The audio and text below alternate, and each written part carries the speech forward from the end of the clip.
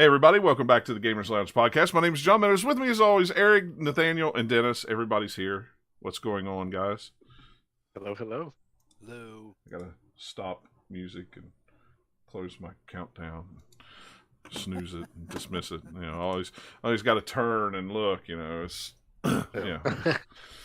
Hope everyone's staying safe from the hurricane. I know we were talking about it before the podcast, but Yeah, everyone that's listening, hopefully everyone's Yeah, hopefully so. You know, it seems like, well, it's right where we go to Florida is right where the eye came in. That's usually where we go vacation at. So it's like, oh man, hope right in between Sarasota and Tampa Bay. So I'm like, I hope nothing got too badly destroyed down there because I like going to that place. It's like, Yeah, my one of my uncles lives in Sarasota. Another one lives in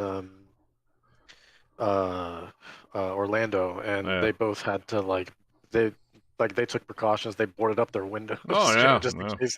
So that way they didn't have glass flying through the kitchen and stuff like that. I got a lot of family in Florida, so Yeah. it's I always hear about everything that goes on over there. And yeah, they went to hardcore sort of bunker mode, Yeah. basically. Yeah. Well, you got I can to. imagine. You just don't Yeah, know. yeah. I mean, you never know. I mean, yeah, they're saying it may be a 4, or lower, but it may come Or in higher, yeah. higher. You never know till Yeah.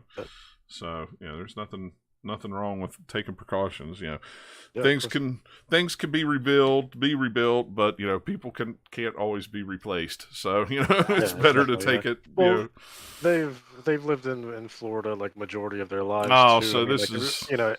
yeah. I mean, this is not their first They're hurricane. like, It's oh, probably this their 200th. category 4, no problem. Let me just board Yeah, up the no windows. problem. We're Yeah. turning on the radio and we're just hanging out for us tonight. We're gonna get DoorDash and and stuff like that. It's That's Or right. dash during a hurricane. Oh, that'd be a terrible joke. I know, imagine that. I You need better you give to them a deliver good my tip. That's food. crazy. I can't. yeah. But the Weather Channel guy had a bad job during a hurricane. Yeah, I know, right? Well, he puts himself in that anyway, so it's like That's true. Yeah.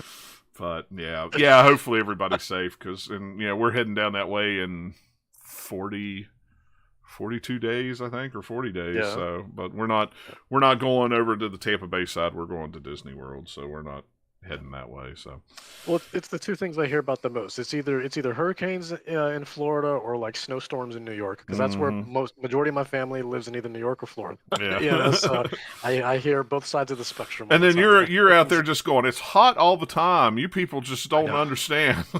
Yeah. It's same. Yeah. We want some snow. Well, I guess they get snow in Flagstaff. I mean, I guess you could always move up to Flagstaff. That's up the mountains. Yeah, no, so, up in the mountainous area. Yeah, yeah, absolutely. so Yeah. You can move up there. The So, hills. yeah. So, but yeah, I'm glad. I know we was worried about Nathaniel with it coming through North Carolina, and and then it seemed like it was a lot of rain, but nobody, no serious At craziness. least in my area, wasn't too bad for, winds didn't go too crazy. It had Yeah. a little bit of wind here and there, but at least my area of town was fine. Yeah. Yeah, that's more or less what was echoed from my mom too. She said it was, like they were worried at first, but honestly, Yeah. nothing really happened. Well, and it's like, they were calling for like 3 inches of rain here, and it's rained all day, and I just checked, and we got like a half an inch of rain, so Yeah. it's just, but it's cold. At the very least, It the is- plants are watered. Well, yeah, but it's cold It's here. a- That's the thing. It's like it didn't get above 50 all day today. It's ridiculously cold, and it's like for a rain, it's like, yep, it's 1st of October. It's cloudy, rainy, and cold. Yep, and October just walked right in and just threw it on the ground and said, "Yep, we're here." It's like, Remember me? yeah, and I'm fine with it. I like cold weather. Cold doesn't bother me. I much prefer it. It's the heat that I can't take. Yeah, I can't. Yeah. It's like I always say, I can always put on more clothes. I can only take so many off. So That's right. That's right. Then people ask me to leave. So Especially Sir, when this you're is in a cold. public place. yeah. You can't come into the restaurant like this, sir. I don't care how much you're sweating. It's like- Because someone just turned down the ravioli in the back. Yeah. It's just a lot of steam coming in. Is that... That's funny. Oh, all right. Well, before I get too more choked, I guess we better start talking about what we've been playing. As usual, I haven't played too much. I did buy Salt 2 a couple weeks ago on Steam. That was the one that I saw online that they were tagging Sea of Thieves in, and I never played the first one. I didn't know a whole lot about it, but they took a lot of things from Sea of Thieves, inspiration-wise, with this one. It's actually a survival pirate game, which is not really what I thought it was until I started playing it. You know, they dump you on this island. You got to forage and build a raft, and then you got to find somebody else and build a boat, and then then the pirating stuff you gotta starts. Pay attention to those tags, John. I know, right? Page. I mean, I knew it said some about survival, but it really felt more survival at the beginning than piratey. But once you got on the water, and what's funny about it is it's not like Sea of Thieves where you got a map with a grid on it. You got a map and you've got what's the thing you use? Compass. No, not a compass. With the Sextant? Sextant. That's it. Yeah, you have to use a sextant and a compass in the game, but mostly a sextant to position yourself on the map so you know where you're at. So you pull that out and then you pull it up and go, okay, I'm here on the map. I need to go over here. So now I need to go east. So then I pull out my compass and go, which way's east? Oh, that way's east. Okay.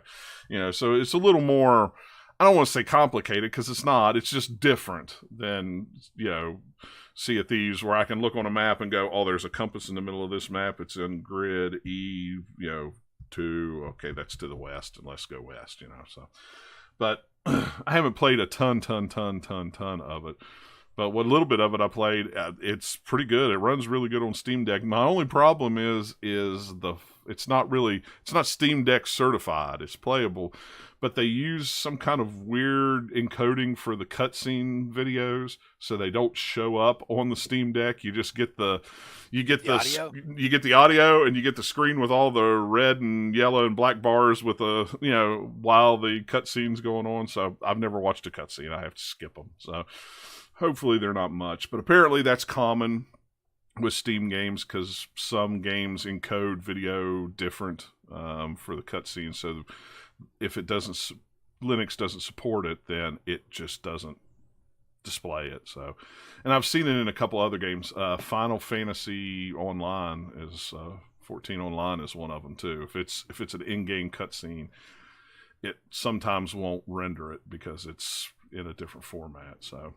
but other than that, I mean, it works great. So, yeah, it's really weird. I had to look it up because I'm like, why is it doing this? And I thought, well, let me put it in another version of Proton and see if that doesn't fix it. And it doesn't matter what version you put it in. It's because of the formatting. So you don't see it in every game, but you do see it just every once in a while. that's like super interesting to me because it's like, I wonder what it is about about a particular encoding that can't be sort of displayed visually. I would guess that Windows has some built-in playback functionality stuff that you can tie it into that Linux does not natively. Okay. Would be my guess, or whatever the Steam Deck build is. I could be wrong, but that's my first just like maybe kind of guess at it. Yeah. I looked it up. You can find it online. I didn't read into it. All I saw was, it's the encoding and it's going to work. No big deal. I'm not worried about it.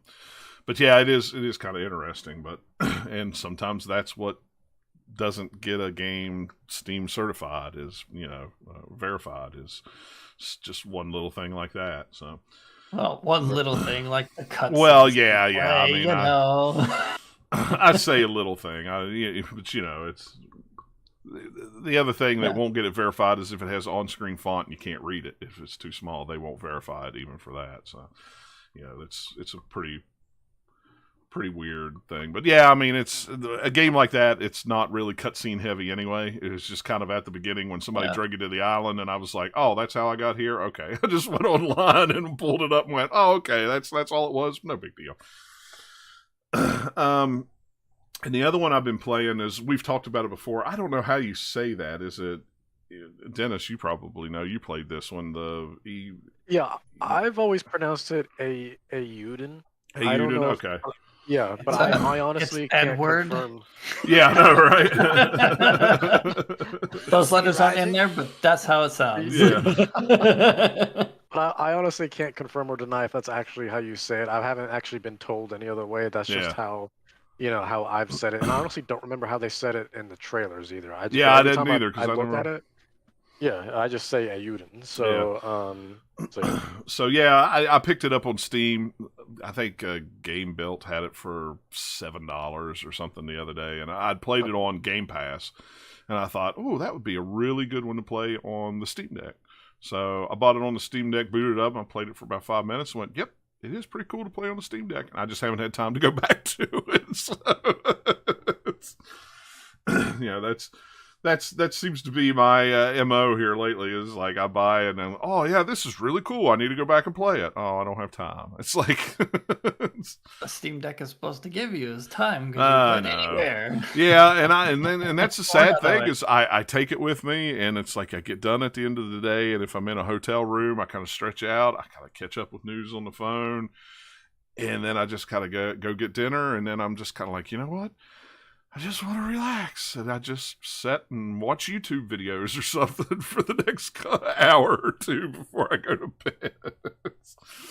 But yeah, I mean, it's like, and the end of this month is Bayonetta, and the week before that is Gotham Knights. Those are really the only two games I think I'm figuring on getting this fall that I can think of, because I'm not going to pick the Pokemon game up day one because you'll never have time. Yeah, well, and I'm picking Bayonetta up, and I know I'll probably play it for 5 minutes, but I don't know when I'll have time to finish it.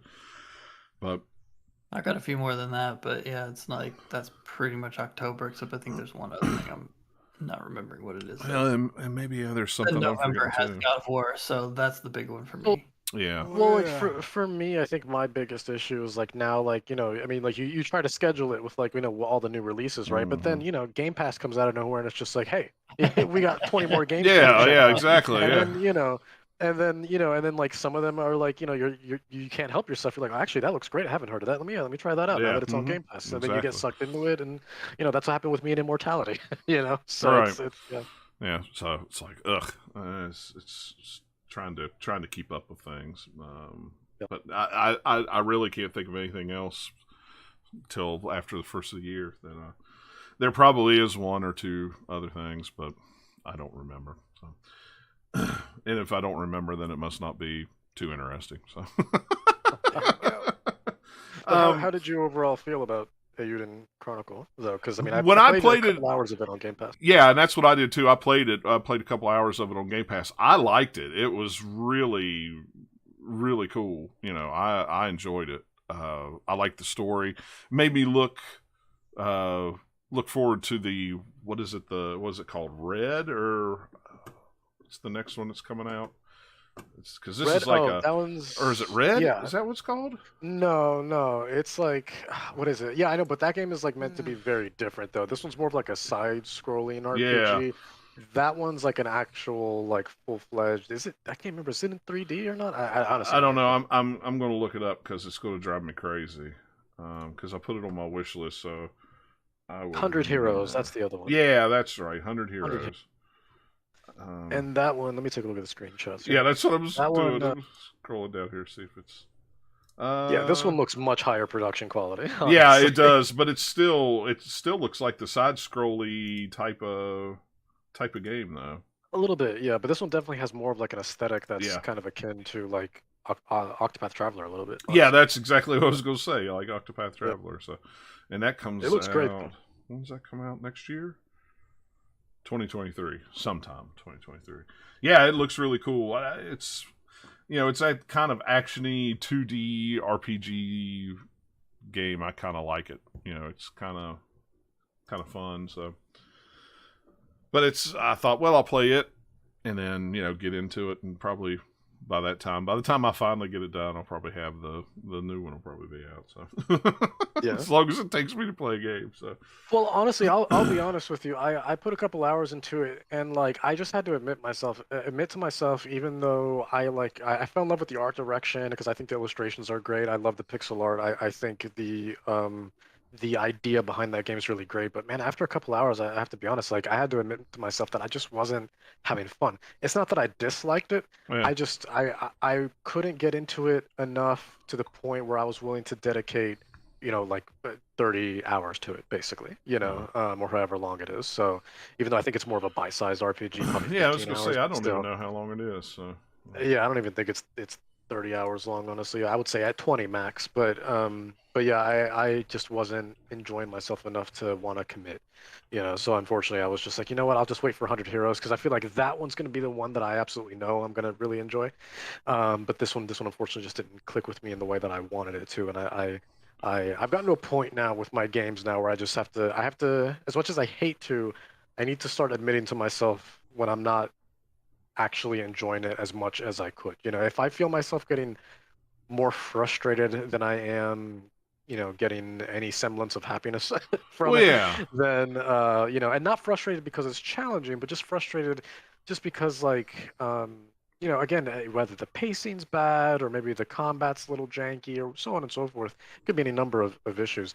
I'm just like, look, there's so many games out there. You just have to admit to yourself, just put it down and move on to the next one. This one just wasn't it. well, and that's the thing. We live in a time of riches when it comes to video games. There's so many to choose from, and if something doesn't grab you within the first couple of hours, there's nothing wrong with moving on to something else. This was kind of like what I was in the mood for at the time. I wanted to pick up the new was it Trails or whatever game, but I didn't because it's like, okay, I'm not going to sink a bunch of time into that, but I'll sink some time into this. But plus it was like $7. It was like, it's nothing. I'll do that. So, but so Nathaniel, what have you been playing? We'll hop to you next. And well, one carryover from last time was Steel Rising. I finished it. Mm-hmm. I did absolutely everything in that game, and I think it was right around 30 hours. Well, that's not terrible. And that's like combing through areas multiple times just to like go get every possible thing. Yeah. But the fun thing about that game that's different kind of from the last time I played it is like last time I probably put it around a 7. I think by the time I finished it, it climbed up to like maybe an 8.5 for me out of 10. Oh, wow. I enjoyed it a lot more as it went. It has like something that I hadn't gotten to last time. It has an element of kind of Metroidvania to it, to where the major bosses, the first 3 that you beat, will give you a new tool to use. So you get like a grappling hook, you get an air dash, and then you get like a super kick that you can kick down these like fragile walls and stuff. So there's places that you can see that you can go back to later. But the cool thing about like the difference between kind of Steel Rising and a FromSoft game is FromSoft doesn't care if you miss things, whereas Spiders wants you to see everything. And so the way they structure the game, in the second half of the game has way more of the story than the first half has. Mm-hmm. Because they tie a lot of their story into side quests. So you run into some different people throughout the early parts of the game, and then kind of maybe midway through the game, somewhere in there, they all gather in this same kind of area.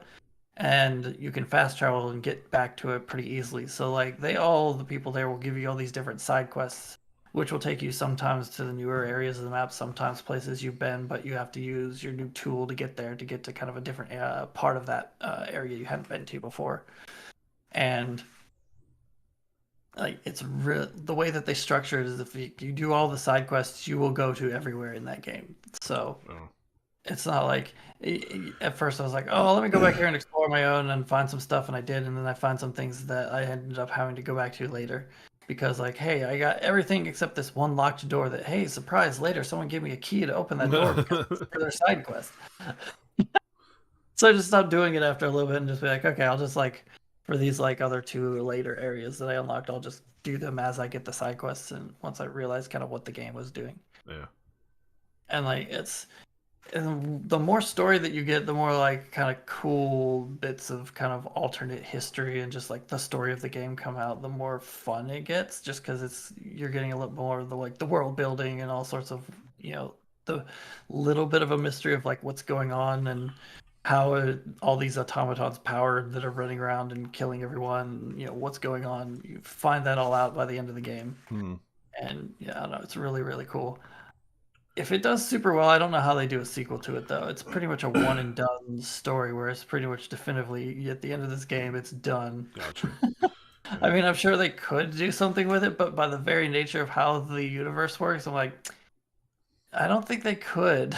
Because it would require something that'd be like, well, you'd have to have very specific kind of environment for the setup for how that would work, unless they just completely retcon it for a sequel. And maybe they would. Maybe they're like, okay, maybe we'll just do another game that happens to have kind of robot-y looking things again and call it Steel Rising, but it's not actually related to the first one. They could probably do that, but yeah. A direct sequel will be like, no, this one pretty much definitively is just like, no, we're doing this in our alternate history French Revolution time period thingy, and that's it. Which was cool. It's a very different flavor than anything else kind of out there. Yeah. As far as even just like RPGs and whatnot. It's kind of like very much a FromSoft kind of game on the surface, but not at first. It feels a lot harder when you first start than when you get kind of partway through the game, because when you get some of those other tools and when you've leveled up a few times and gotten some better armor. The weird thing about that game is the loot is so like not poorly, but just strangely distributed, because there was some armor set that I got early in the game that I kept through almost till like 3/4 through the game before I found something better. And I kept finding new armor sets that's like, nope, that's worse. Yeah. I mean, they look cool, but it's like, no, I'll keep this one because it looks cool and has better armor. Which doesn't really matter because you're like a robot, and like they do some weird hand wavy thing, I think, in the description of like, hey, due to cool whatever stuff, it makes your armor better, even though you're just wearing, like clothes. It's new clothes for your automaton lady. There you go. You have better armor because you put on a different hat. Hey, well, a hat makes a big difference. Hat, yeah, this tricorn hat has much more armor in the brim somehow. I don't know. Like, it's tinfoil lined, so it's better now.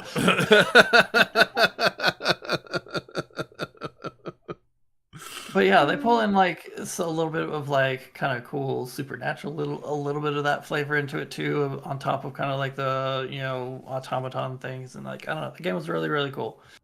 It looked really neat. Very much. And they just put out, like right after I finished it, like a few days after, they put out their first big patch for it, which added like New Game Plus and did some balancing stuff to it, which means I probably couldn't do my boss strategies because most of the bosses were like, hey, I've picked up a ton of bombs. I'm just going to keep throwing fire bombs or ice bombs at you because I can do that from a distance. I will freeze you, and then I will come up and smack you a bunch of times. Most of the bosses, that worked pretty well. A couple of them, it did not. Yeah. And a couple of them, I just, fought for, forever. Like, the major bosses, I tried to fight kind of a little more normal. But, like, there's a bunch of mini bosses that are almost like, they're just, like, they're, like, regular enemies with more of a health bar, basically. So it's like, I fought you before. I don't care. I'm just going to throw bombs at you. Nothing wrong with that. But, this one's a cool fight. I'll do this because this one's like a very unique boss. So I will give it a little more attention and respect. Yeah. And if you kill me too many times, then I'll just throw bombs at you anyway. Because like you get you pick up so many items in that game, like so many like just bombs and things from treasure chests and defeating enemies and all that. Part of it I think is because I did upgrade. With the stat called engineering to 10 fairly early, which part of it does multiple things, but one of the things it does is up your loot multiplier. So I think I had it up to like 1.6 or whatever it is, I forget. So I was getting more loot than I would have if I hadn't upgraded that stat. Even so, even without that, with all like even just treasure chests and stuff, because that would only matter for enemies. Still get lots of items in that game. Cool. Yeah, it looked really kind of interesting. like if you like FromSoft games, but they're sometimes a little too hard for you. I think this one you could it's still relatively approachable. It might feel pretty hard at the start, but just like kill a couple enemies that you can kill early on, and then take the things that raise like your armor or health first off for the first few levels, and then you'll be a lot better after a bit. Plus, like once you get past the first part and get the like ice gun, that helps so much for especially if you're like new to those and you don't want to rely just on melee. You can use that thing really well to freeze a bunch of the early enemies, and it helps you a lot. Yeah. But you just got to get kind of through the tutorial kind of zone and past the first kind of mini boss before you get it. Yeah. I also played a little bit of Tinykin. Actually, probably a lot of Tinykin because I've done 3 of the zones. I finished it right before the podcast. I finished the 3rd one, but missed one of the like optional things in there. It's still question marks. I was like, I gotta quit because we're going to do the podcast, so I'll do that later. So I just finished like the one that has a bathtub in it. That's the level I just did. Okay, yeah. I think I got a code for that too. I'll have to check it out. I mean, it's It on was so Game good. Pass. Yeah. So It's on Game Pass on my list. it's like it's not even that big of a download. It's like maybe 2 or 3 gigs. So Yeah, it's pretty modest. I love that game though. Man, that game was hard for me to put down just because of how well designed the levels I feel were. Is this the game that people have described like Pikmin? yes, it's very much. Yeah, pretty much. Okay. Yeah. Not for me then. To the point that you're even like you're a little space dude who's tiny and running through environments of like, hey, everything's big. Except this time it's more, instead of like you're out in a garden like Pikmin, it's you're running in kind of house interior. So there's like this level's all around kind of like a bathroom where there's a half of it's with like the sink toilet in here, and then the other half you have kind of like a shower bathtub area, and each area kind of has this little story thing and like the big main thing you're trying to get. And the way they're designed is kind of like you kind of are trying to run through the whole level and find different things. And it's very much more, it's not even that difficult. It's not like even platforming heavy. Like there's some sort of platforming in it, but not like anything super crazy. Most of it's just kind of like run here, jump a little bit, or you're like, do you have enough bubbles to glide far enough to get to this thing, or do you have enough of your Tinykin that will stack up in a tower so you can get high enough to jump off to do a thing, or do you have enough ones that blow up things? You know, they all have their different functions. Do they make funny little noises too, like Pikmin? Yeah, I mean, it's very. You can tell exactly what they were inspired by for sure. You probably got a code for this on PC, Eric, because it's a tiny build game, and they blind sended me a code, and I didn't even know what it was. And Eric Dennis started playing it and was talking about it, and I was like, well, that sounds familiar. I went through my emails and went, oh, they sent me a code like a month ago about that. Didn't even just blind send it to me. I'd heard about it on a couple other podcasts. I was like, oh, is this that Pikmin game? Yeah. Oh yeah. It's so good, man. It's so good. I'm telling you, about like, it. I mean, like, I'll give it a shot. I'll try it on Game Pass, but it's give probably it a shot. It's in my give it a shot. It's in my Steam. You're gonna play this and you're gonna enjoy it. What do you mean, give it a shot? You think that? It's a great game. It's a great game, Eric. I don't want to hear that nonsense. You're gonna you're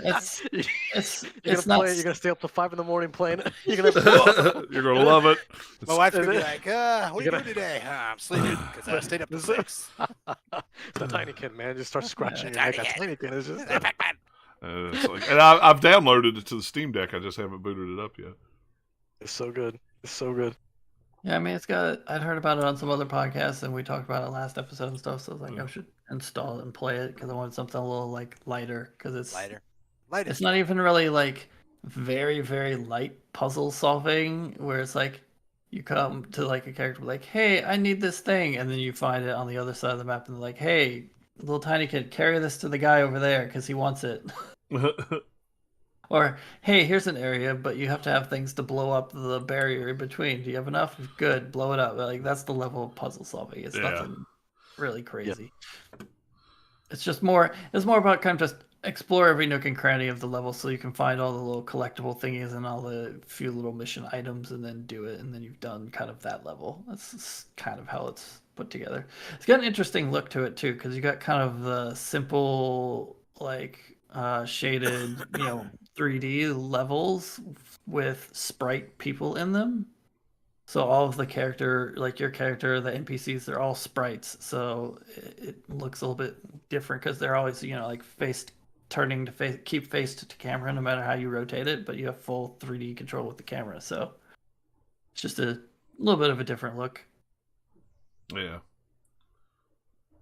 And then also, I have continued down the list of the big RPGs that I bought during the Steam Summer Sale. And I started Elex 2. Wow. Oh, And dedication. wouldn't you know it, it's a lot like Elex 1. Shocking. I'm shocked. Weird. That's It's what kind the of description says on Steam. like Elex 2 is very much like, hey, you know that Elex 1 game?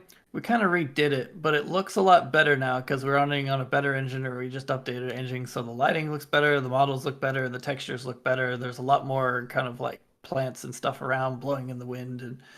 But hey, guess what? You start the game, you get injured, you don't have any of your like powers or weapons. You gotta go like find out what all these factions are doing, and then you got to choose one to join, and then when you join them you got to do quests to kind of like upgrade your rank in there to get better armor and things.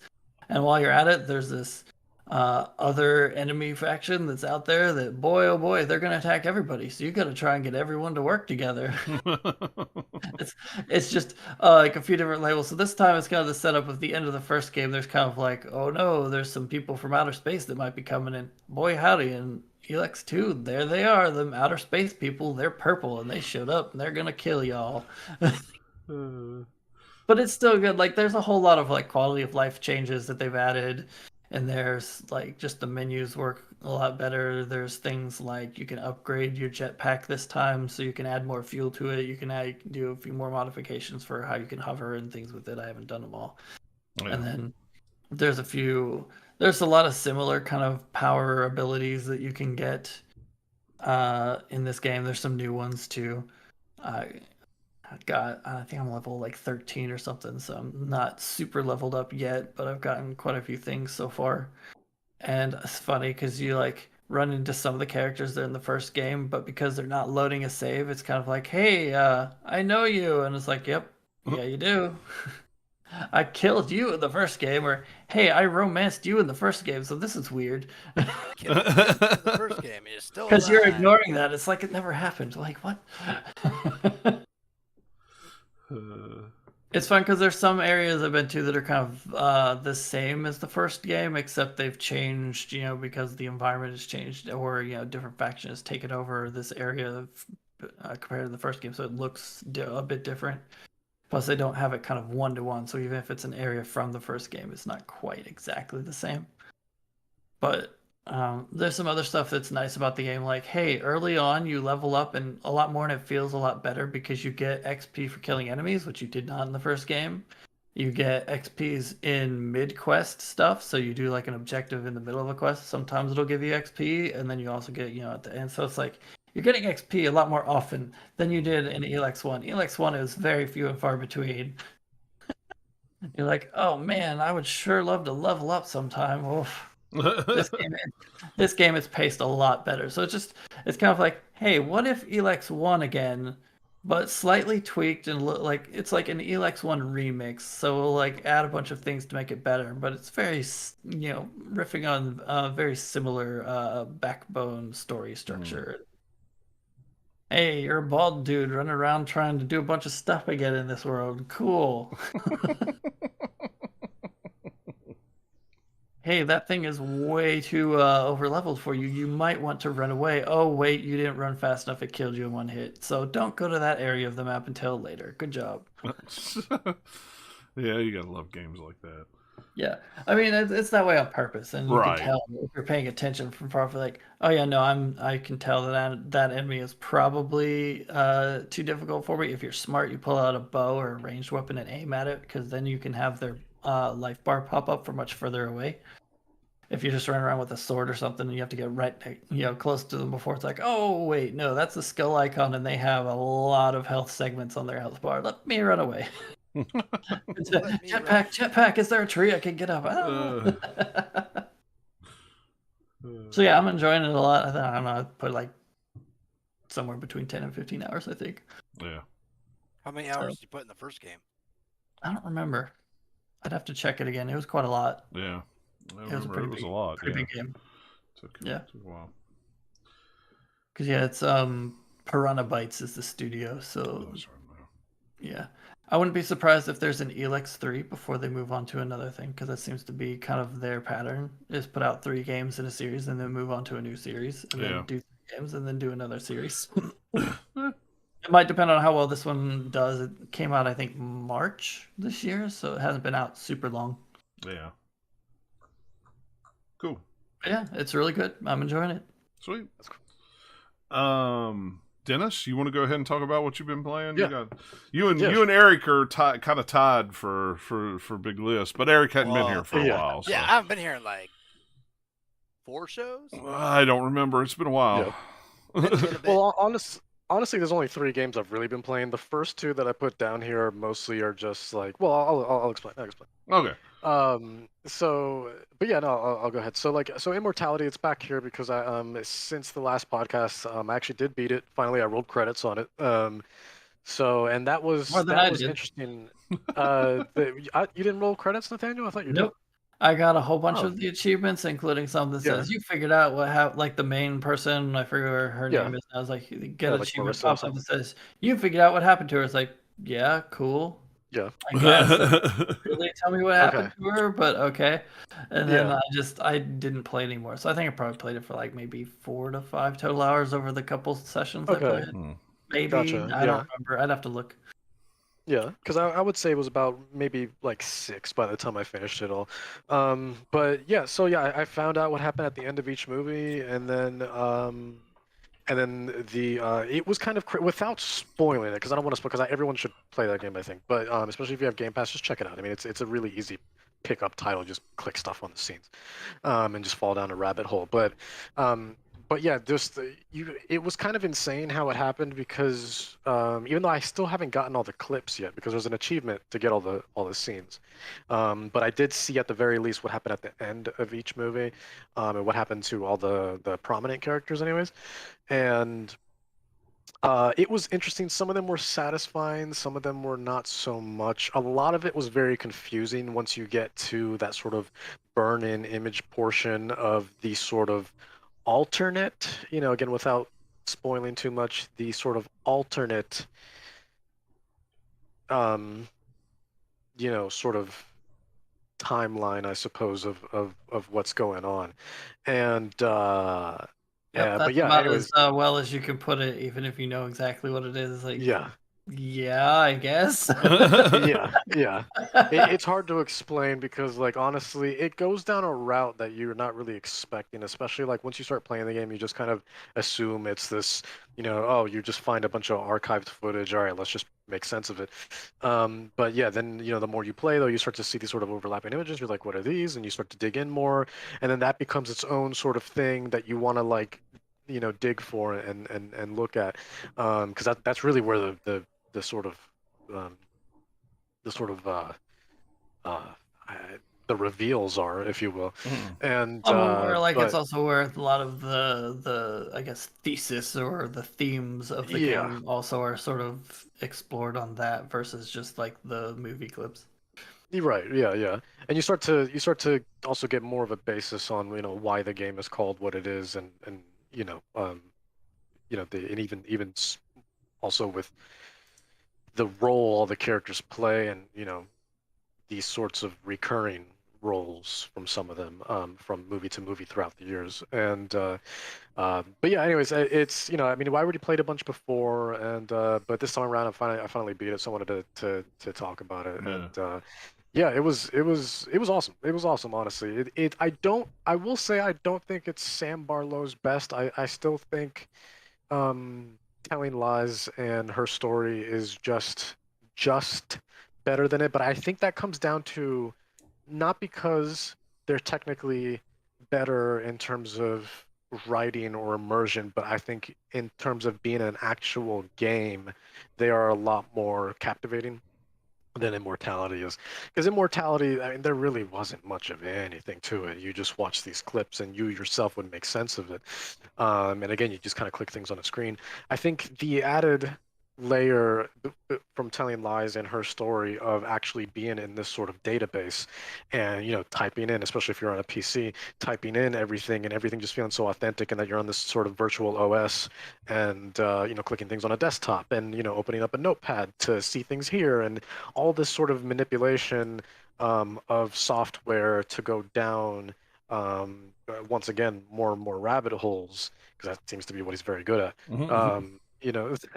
That before everything sort of comes to light and you can make sense of it all. That detective or that investigative aspect of it, I think, really makes those games a lot more captivating versus Immortality, where I mean, I'm sure. I mean, I know I wasn't, but I'm sure there's people out there who got really into this game who were taking down notes and trying to like make a, looking like that meme from, of like the big board of all the things, connected Well, and what if whatnot the from, game itself let you do that? Like, just let me yeah, put strings to everything, man. Like, whatever. yeah, exactly, yeah, yeah. Let me make a giant spider web of nonsense that doesn't even make Yeah. sense even to me. Staying up at 6 in the morning, drinking your 18th cup of coffee, just like, I'm gonna get it, man. I'm gonna get it. I'm gonna make sense of this. But growing a scruff and everything. Spoilers, But you didn't get it because you couldn't see the screen. Your eyes were jittering too much. It's just a big blur. but yeah, no, I mean, it was at the end of it all, again, it's hard to explain it without spoiling it, but it's cool how it sort of transitions into the final scene, if you will, before the credits roll. And it is very profound. But I think that's what I loved about it, is because it wasn't something that was cliche or typical or that you saw coming. Because like a lot of these burn-in images, um, there's typically a monologue. There's not so much a scene as there is a monologue tied to them, and some of them are like replaced scenes, but more often than not, it's just like a monologue. But this final monologue was just so, I mean, out there, but like you could make sense of it, but then at the same time you couldn't make sense of it. And the reason why I like that is because it gives that sense of mystery that is alluring, that also you want to break down further. But because it's not so blunt, also, I like how, kind of like in a Telltale game, where you have so many paths and stuff that you can choose, that everyone's experience throughout the games, whether it's Walking Dead, Wolf Among Us, whatever, um, it's going to be slightly different from person to person, right? Life is Strange, so on and so forth. So um, it's going to be slightly different. So, and I like having that open interpretation, because you can discuss that with people, and while there's a general sort of right answer, um, it's still open enough that I don't know, it just makes for curious discussion, and Yeah. I like stuff like that. It kind of, Like, hey, what did you think of this weird game that did this weird thing? Because I don't yeah, quite figure out what I'm thinking about it. right. And I think that sticks with you more, because even if you ended up not liking the game, you'll sure as hell remember that game. Right. And I think with such oversaturated an oversaturation of content that we've been getting on a yearly basis, it's hard to consume everything that we want to consume between video games, films, books, so on and so forth. So um, you know having that chance to experience something that actually sticks with you, for better or for worse, I think is probably one of the more important parts, rather than just like, let me just make a fun game. Okay, great. But then, you forget about it years later until somebody brings it up in a conversation. It's like, oh yeah, I remember playing that game once, but you haven't thought about it since then. You know what I mean? It Right. just hasn't stuck Yeah. with you. It Yeah. hasn't become memorable. So at the very least, Immortality, while I don't think it was this unbelievable, genre defining thing, it will definitely stick with me for sure. And I know credit where credit's due. Sam Barlow knocked another one out of the park, I think. Again, I heard there's lots of graphic content. Oh yeah, yeah. Well, it gives you a sort of when you start the game, it tells you right away, like, hey, look, there's a lot of content that may not be suitable for more sensitive audiences, right? So you are going to have the typical things that you see in rated R films, right? More hardcore R films, so you're going to have your intimacy, you're going to have your nudity, you're going to have your explicit language, so on and so forth. But there's a lot of topics and things like that that might strike a nerve with some people. But I think they do it, to me anyways. I don't know. I don't get bothered by that stuff, but like for me anyways, I feel like they did it in a way that's more or less tasteful, because again, what all of that leads to and the overall structure of what immortality is trying to say and what it's trying to tell you at the end of it all, in the grand scope of things, is far more profound than it's not doing things for the sake of shock value. Right. Everything. Yeah. So yeah. If it's integral to the story, then Right, right, exactly. So I don't know. I didn't bother it. I know there's a lot of people who are, people getting more and more sensitive every day. So I mean, what do I know? But I can't speak for everybody. But for me personally, I wasn't bothered by it. But again, there is a disclaimer in the beginning that's like, hey, if you're jumping into this blind, we just want to give you a heads up. That way, you're not like, I can't believe, I Right. let my children play this, Yeah. So it's nothing like that. That's very upfront, saying like, hey, this game has this and this type of stuff in it. Yeah. Yeah. Player beware. I mean, other podcasts Yeah. have mentioned that, and I was like, oh yeah, that's interesting.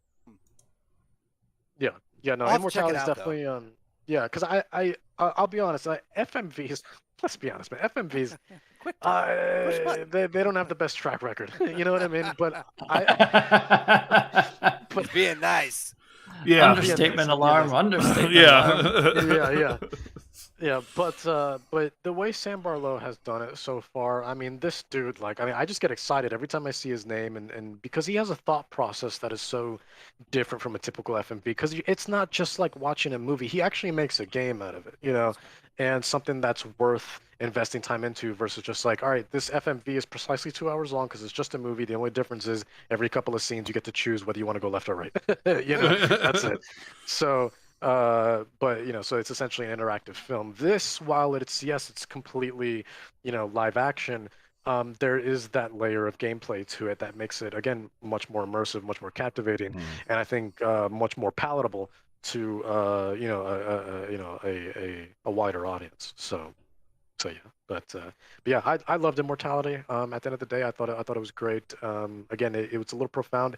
So that may or may not deter some people, but That's a couple hours long, though. I mean, yeah. I mean, it was a solid. Honestly, if you do the rabbit hole method rather than just like, because I was doing rabbit hole sort of sporadically, but ultimately I was mostly doing key objects. That was more my thing, right? Where it's just like, what is about this scene that stands out? This snake, okay. This apple, okay. This statue, okay. Oh, her dress, okay. And kind of doing things in that sort of method. But honestly, like, you could probably beat the game in just like a few hours, but it took me no more than 6 hours. And Nathaniel said he played about 5 hours before, he ended up seeing, what he I'm he wants to see. guessing. I think it was that, but I don't know. It's been a long Yeah. enough. I don't remember for sure. all right, Yeah. I'll check it out. But yeah, it won't take up too much of your time. And honestly, if you just put in just an hour a day, treat it like you would like a an episode. I mean, I wouldn't even go that far. I'd just be like, hey, put it on, play it for maybe an hour, and you'll definitely get whether it's something that you will vibe with or And not. it's on Game Because Pass. it's not going like to change Spidey after did. that first bit. Yeah, like Play it, you check it out. check it out, and then like that game, especially Immortality, is like, yep, it's pretty much kind of going to be like this most of the way. You'll like unveil a lot more things, but what you're actually doing with the game, it doesn't change. Right, exactly. Yeah, the core premise. The core, core mechanics and what you're actually doing doesn't change. You're just kind of unlocking more and more things to dig through. Yeah. But yeah, that's I've been playing Immortality. After that, I've been playing a little bit of Mario Rabbids Kingdom Battle, and because the reason why I wanted to revisit that, I bought it forever ago, and I played bits and pieces here and there, but I never really invested a lot of time into it, just because every time I wanted to get into it, and even when it came out at a bad time. But now I was like, okay, I got enough free time now, between all of my games and everything that I'm reviewing, that I want to try this out little by little, and especially with Sparks of Hope, around the corner. So So I booted it up, and I gotta be honest with you, man. It's not a bad game, but I think it feels a little too. Don't let the sort of Mario aesthetic fool you. I think at the end of the day, this is still very much an Ubisoft game, Yeah. and Oh yeah, it's unfortunately, a Rabbids game with Mario character cameos, Yeah, pretty that's a much. good way to But look at it. but what yeah, it really is, it's XCOM. Yeah. Especially yeah, the yeah, deeper you get into it, the more complicated it gets. Like it starts right. out I pretty simple, but it gets yeah, complicated I rebought it. Yeah, relatively quickly. I rebought it this year. I think I got the gold edition on Amazon for like it was on sale for $25, something it's like that. usually I on was like, sale for like all right, nothing. Yeah, I got it on I'm buying for the gold edition. 15 on the eShop a while back. Yeah. I enjoyed what I played with of it.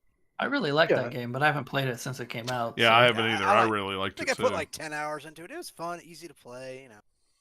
I like yeah, sort of like the XCOM vibe is a good way to describe it. I like games like for that. sure, for sure. And I'm a fan of those as well, and just strategy RPGs in general. But this one, I don't know. I think it was after putting about 7, 8 It was hours the into it, rabbits. it's well, honestly, that's not too far off because I'm not a fan of them, honestly. Oh yeah, And they're then pretty annoying. yeah, that yeah, will. I If mean, you like the rabbits, then it'll be fun. If you don't like them, Like then it's going to hurt you because Right. there's lots of rabbits. And they're surprise, a everywhere. game with rabbits in the title has lots of rabbits. Who would have guessed? yeah. But yeah, I don't know. But after like some time into it, I was like, I'm not immersed into this as much as I want to be. The gameplay is fun, but the problem is like the way the world is designed. Dude, I'm walking 5 feet. I'm passing by those little checkered flags again, and now we're back into the races, going into another damn level. It just why why do you have me walk around if you just have me going from level to level, from fight to fight? This is all just window dressing. You know what I mean? Like so that feeling of Mario is just it's not there. Now it doesn't have to feel like Mario because it's not it has to be a platformer. That's not the case at all.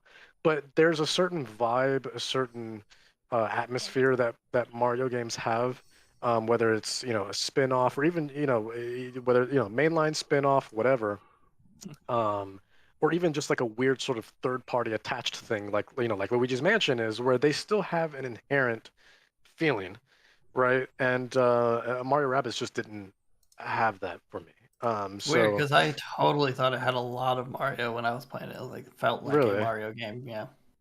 yeah, I kept putting hours into it and hours into it, and I was hoping to feel that, for lack of a better word, that spark, the spark of hope. And You don't get that I till the just sequel. They put it in the title. No sparks in the first game, Yeah. only in the second yeah. one. Yeah, but I will say that sequel looks great because everything that I've seen from it is like pretty much what I wanted out of this. I want the more open areas. I don't want to go from fight to fight to fight to fight to fight. Make me, just give me some breathing room. That's all I want. And then when I'm ready, then Yeah. I'll move forward a little bit. Yeah. But there's no breathing room in Kingdom Battle. It really is just fight to fight to fight. And then the rest is just window dressing. Like you have a couple puzzles here and there. You have you can collect coins to spend on, weapons and whatnot. But ultimately, it's not. It feels very cramped. And it feels very cramped and a little too narrow for my taste. Yeah. And yeah, but yeah, I'm gonna guess that like a lot of the development time on that game went into making the fights work, and then they had to do an overworld, and then when it comes to the sequel, they can expand upon that because they don't have to come yeah, up with that again. They're not designing that over. They're just kind of iterating on it. So Yeah. Yep. yeah. hopefully the Yeah. sequel does look good. Hopefully it is. Yeah. The sequel looks great. I'm looking forward to it. Because I think the sequel is pretty much exactly what I want out of this one. So even though I don't like this one, doesn't mean I won't like the sequel. I do feel like the sequel looks much more polished, and I think with how well the first one did, they now are they have the proper resources to be like, all right, let's spend like millions more on this, because this is gonna now that we have that following, now that we know that this is a game that will click with a lot of people, we're gonna sell a lot.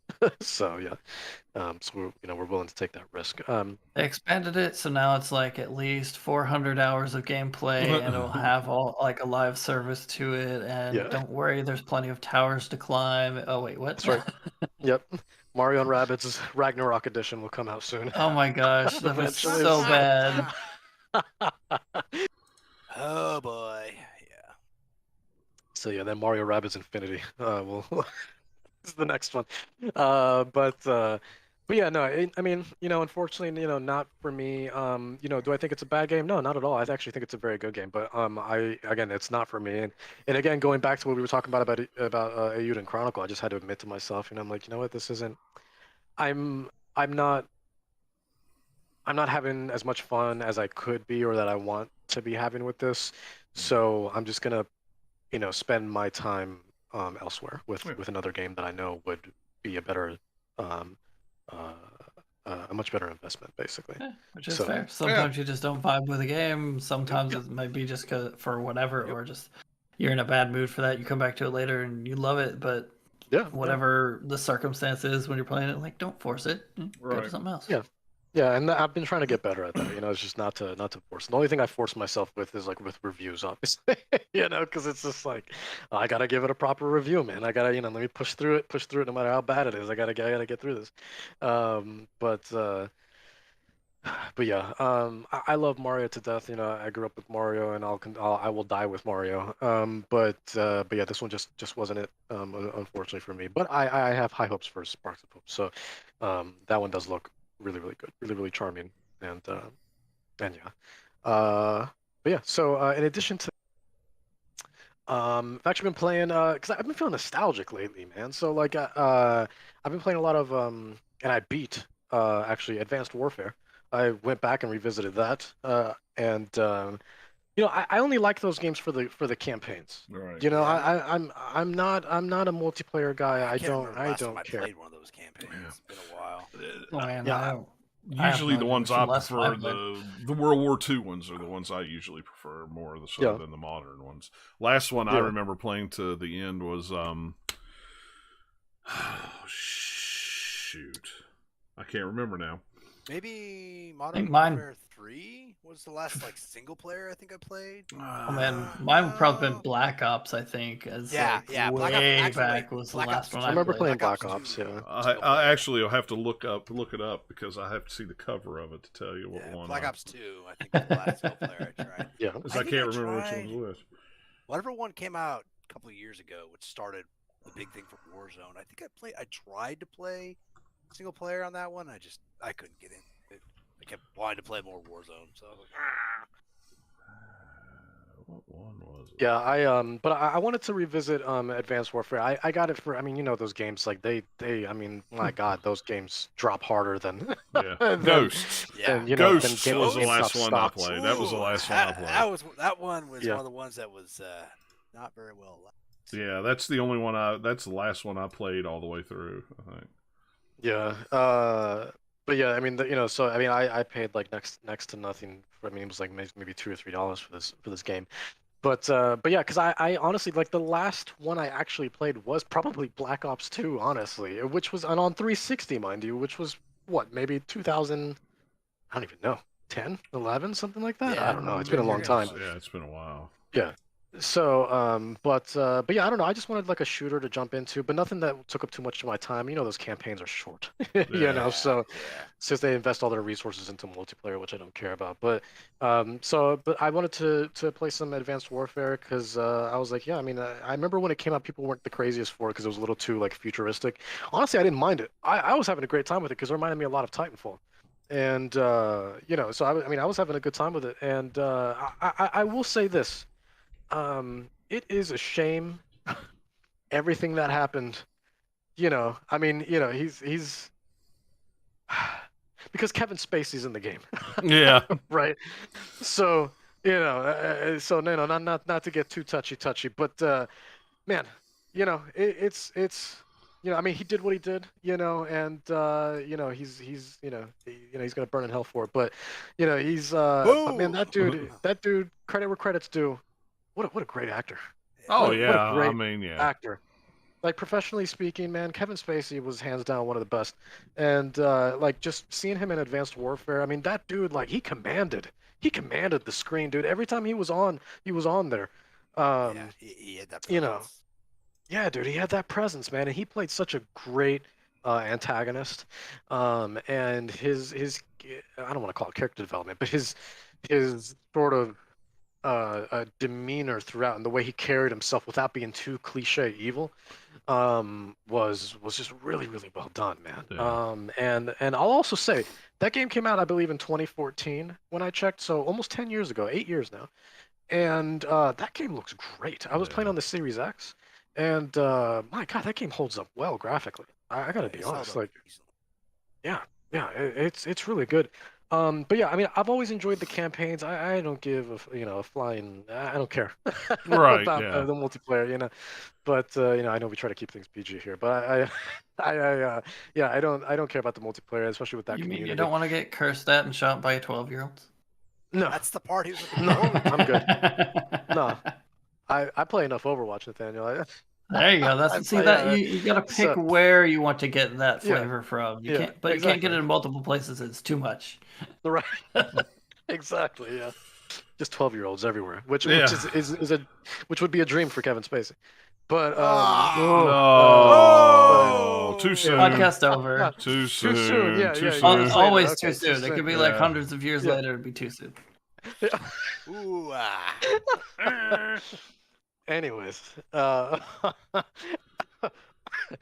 anyways, but yeah, long story short, Advanced Warfare, overall, this is the spice I remember. Yeah, overall, honestly, great game. Again, the people who at the time wanted to hate on the game strictly because of the setting it was in, I think, kind of missed the whole point of what the game was trying to do. And yeah, I know Call of Duty has had a history of having that sort of World War setting, but I mean when you have a series that goes on for that long, like, it's okay to do something different, man. Just keep Yeah. things fresh, yeah. So I didn't mind it. So next, I want to play Infinite Warfare next, and I want to play Ghosts next. So I'm feeling nostalgic. I want to play through these older games that There we just go. Something to do. so. I mean, the fall Yeah, is when Call of Duty comes out. yeah, exactly. Well, I'm not paying $6 for that. No, I'm not They'll paying all be $6. on Game Pass soon, so it's. Yeah, that's true. Yeah, exactly. Yeah, I mean, now that Microsoft bought Activision Blizzard, so that's the thing. So Yep. again, I Unless got all these something for like 2 or crashes 3 and bucks. burns, they're going to be on Game Pass. Yeah, Yep. exactly. So I don't know. I'm happy with the ones that I have. Like I said, I got them for like $2 or $3 a piece. So, and then I'll just wait for the rest to come on Game Pass once that merger finally happens, or that acquisition. And then I'll just play the rest there, like all the other Black Ops and whatnot. So, but yeah, because I've always enjoyed the campaigns. I think they're good campaigns. Yeah. And if anything, if again, credit where credit's due, what Call of Duty has always done right to me, and why I think they have remained popular for so long, is that they have always had the gunplay on point. Because whether you're playing on PC or console, because 99% of the time I always prefer my first-person shooters on PC, but they tune those controls so well on console that they just translate really Yep. really well. Mhm. And so I didn't have any problem at all, playing it on console. And again, I mean, and I think they sold the most at the time on 360. I mean, that was the most popular platform for Call of Duty when Modern Warfare was out, Black Ops, that era of Call of Duty. So yeah, I mean, I'm just a campaign guy, and they're nice and short, bite-sized campaigns and very high production, man. I was surprised. Every level of Advanced Warfare, I was like, my lord, it felt like a Michael Bay movie I was going through. Yeah. I mean, that's Well, and pretty much what that's Call what of they Duty want. has done for a decade now. Yeah, that's Yeah. that's what they want the field to be like. A big. Michael Bay the game, so we can clip it out, make Super Bowl Yeah. commercials. Yeah, exactly. Lots of explosions, baby. But man, it's I mean, you see that reflected through the campaign. Unfortunately, you don't see that reflected through the multiplayer. But yeah, I don't know, the campaigns. It's clear that they put a lot of time and effort into it. But Yeah, the ones that had co-op campaigns, I remember playing that with my friends too. I really enjoyed that stuff. Yeah. Yeah. Because I remember playing one of the first times I played a co-op campaign was the original Modern Warfare back in 2003, 4, I don't know, long time ago. And yeah, I mean, I had such a great time with that game. Modern Warfare 1 and 2. So, and same thing with Black Ops, yeah. So yeah, everything that was on 360, I think I touched everything that was on 360. After that, man, I just fell off. I just don't care, and to be fair, I still don't care. Yeah. But I just wanted something that was again a nice bite-sized shooter, and it hit the spot, like it hit the spot real good. Like it was exactly what I was looking for. So yeah, I want to jump into Infinite Warfare next and go to space just like Fast and Furious, and and then just I get to see Jon Snow in that one. Apparently he's in that one. So yeah. And apparently John Malkovich is in Advanced Warfare. Also, I played like 20 seconds of Zombies just to see what it was like. But like John Malkovich is in there, and like John Bernthal, and I was like, what is going? They got all these big actors all of a sudden just joining Yeah, Call of Duty. What is this is crazy.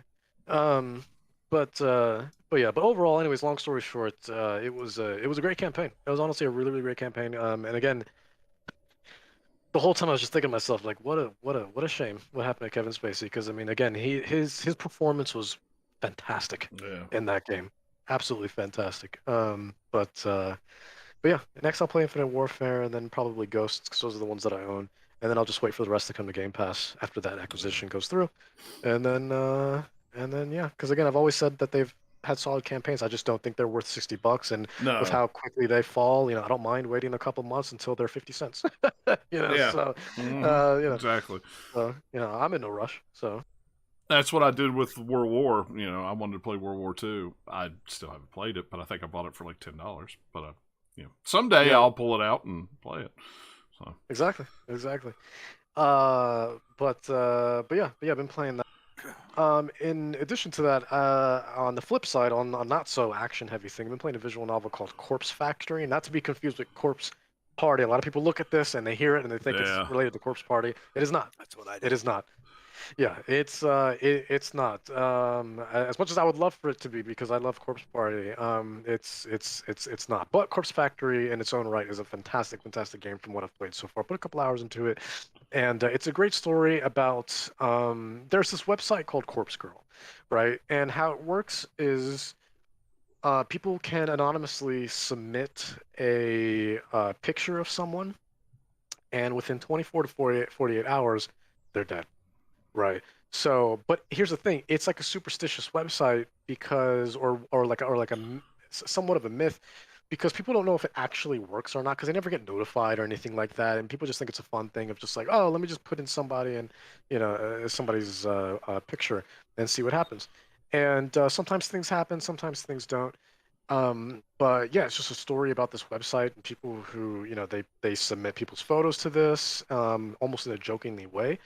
But over the course of the last few weeks, where the game begins, there's been a very high success rate of people dying and being picked off, one by one, and people just start coming in, and it becomes this like almost this epidemic of just like you getting all these photos submitted. People are just dying left and right, and it just kind of, unfurls from there. It's a crazy, crazy premise. It's a crazy game. Um, Very, very brutal. Almost like Doki Doki Literature Club brutal, but this one isn't hiding it like Doki Doki Literature Club is. Doki Doki Literature Club, they try to do that bait and switch. Here's this cute little visual novel. Just looks like a typical sort of high school teen, otome or bishojo or something like that. But no, Corpse Factory, like very much. I mean, even just from its cover art, you can tell right away it's a horror game, psychological thriller, and it's very brutal. And yeah, a lot of heavy topics in that game, but man, the writing is really, really good because it feels very authentic. The way that people talk to each other, nothing ever feels very overly structured or like it's been revised 10 times over. The when people speak to each other and just even the thoughts that the main characters have to themselves, everything feels very authentic. They sometimes overuse expletives and whatnot, but again, it's acceptable in that situation because especially when the panic starts to seep in, for from the perspective of people who may or may not be dying. So but it's a crazy premise, but a great game, and man, the illustrations are fantastic. I mean, they really knocked it out of the park with the art direction of this game, which I think is really helping with the flow as well, because not only does it have great writing, but the game is very good at providing like snapshots every couple of, I don't want to say minutes, but maybe every couple of segments. Let's just say that, because a lot of problems that visual novel have to me is that visual novels they, especially if there's no characters around, they'll just have like a straight shot of like an alleyway, and that's all you're gonna look at for the better part of like 2 hours. And I'm like, man, y'all don't want to like, y'all didn't draw up something new to just change the scenery a little bit. I've been reading new text, but I've been looking at the same image for the better part Just of put two a hours. rat in the alley. It's fine. Yeah. Right. Just do that. I'll be happy. It's just some animation. Yeah, help me out here. Get me a little more immersed. And stuff. I've been looking at this washing machine for 45 minutes. What's going on? Like Apparently, it's done by now. Yeah, it's done by now. So I can take these clothes out, please. They're gonna wrinkle. Jesus. But but this is I mean it keeps you just like immersed the entire time, because again, not only is the writing very good, but so is the voice acting, because they actually got some really high profile voice actors to do this. They got Erica Harlacher to play the main actress, and sorry, the main character, and she's done a lot of stuff with Shin Megami Tensei and Persona and a lot of anime, including My Hero Academia, I believe, and then Faye Mata, who she's done a lot of Fire Emblem and a lot of anime as well, and so, like, I think Bryce Papenbrook is in there as well, so a lot of high profile voice actors who specialize in anime and stuff like that. So the voice acting is fantastic. Um, and yeah, like I said, just every couple of segments, not necessarily chapters, but segments within those chapters, you get a nice, beautiful image of just just the scenery, just a nice change of scenery to kind of keep things in motion. Right. You're not looking at a door for 2 hours. You're not looking at an alleyway for an hour and a half. You're not looking at, a computer desk for half an hour, so on and so forth. So, but yeah, the illustrations are fantastic. And again, the premise is wild, and it's hard to put down because you're like, I don't know where this is going, man, because with the way just the Corpse Girl website works, and once you get to know, again, I don't want to spoil anything because it's a great story, and I think because there's, even though it happens in the beginning, it's this twist that you don't see coming. You're just like, oh, okay, all right, cool. Because they kind of do like a cool little bait and switch too, and but yeah, once get see things through the eyes of Corpse Girl and start understanding how it works and why things go out of control and so on and so forth. It's hard to put down. It's a crazy story. The whole time I'm thinking to myself, like, man, this would make such a fantastic like show. Like, Netflix needs to stop with all these nonsense live action animes and focus on like visual novels that don't already have an anime counterpart and do something with that. Because I would actually like to see either an actual anime or even something. I think taking the live action premise for something like this would work really well, because it's not over the top either. Again, it's not, people don't have ridiculous hair, Right. one's flying, no one's punching someone through 15 buildings. It's very grounded. It's a proper They only horror get punched story. through 3 buildings. It's very minimal. Only building that's punch. true. At most, yeah, that's the cap. That's the cap. 3 buildings. Anything after that, no live action. That's the rule. Uh, but yeah, no, it's really great so far. Again, the writing's fantastic, and it's quite frankly one of the best visual novels I've played in quite some time. So yeah, I've been playing that on Switch, and it's really popping on the OLED, man. Like, man, like those colors and those illustrations, oh, they're fantastic on that screen. Fantastic. But yeah, and then lastly, on the sort of topic of nostalgia, I've been playing a lot of Final Fantasy IX. I've just wanted to revisit some older Final Fantasies, man. I was just kind of in the mood for, well, not just Final Fantasy, but I wanted something that would hit all the marks. I was like, okay, I'm in the mood for Final Fantasy, but I don't want more of the recent stuff because I don't want something that's more action heavy, or real time. I want something that's more turn based, more classic, but I also want something that's old and kind of has those retro graphics. So I ended up picking Final Fantasy IX up for like $3, and yeah, I've been playing that on Xbox, and it's been a really fun time. And that story is fantastic. A lot of people don't realize, or maybe they do, But a lot of people don't mention enough that, people who aren't really like interested in Final Fantasy or maybe just don't know much about Final Fantasy, like you don't realize how much of those games, they're like almost all of them, minus like the first few, and even then, um, almost all of them they're just like love stories. That's what they are. They are love stories. It's just this, it could be a princess or a prince or they feel very in the grand scheme of things, they actually feel very Disney. But not so much now. Well, I don't know, because Final Fantasy 15, you had Noctis and Luna, who were pretty much, they kind of had a love story going on there too, because the whole time he's like, I gotta save Luna, so on and so forth. But I mean, Final Fantasy 10, the love story to end all love stories for sure. I mean, that was a pure love story from beginning to end. But yeah, I don't know, but they're very, you know, I'm playing this, and even though it's the remastered version, um, these games were ahead of their time, dude. Like, I'm playing this, and I'm like, man, I remember when my an old family friend back in, I mean, the this was around the PS2 era, so the PS3 didn't exist yet.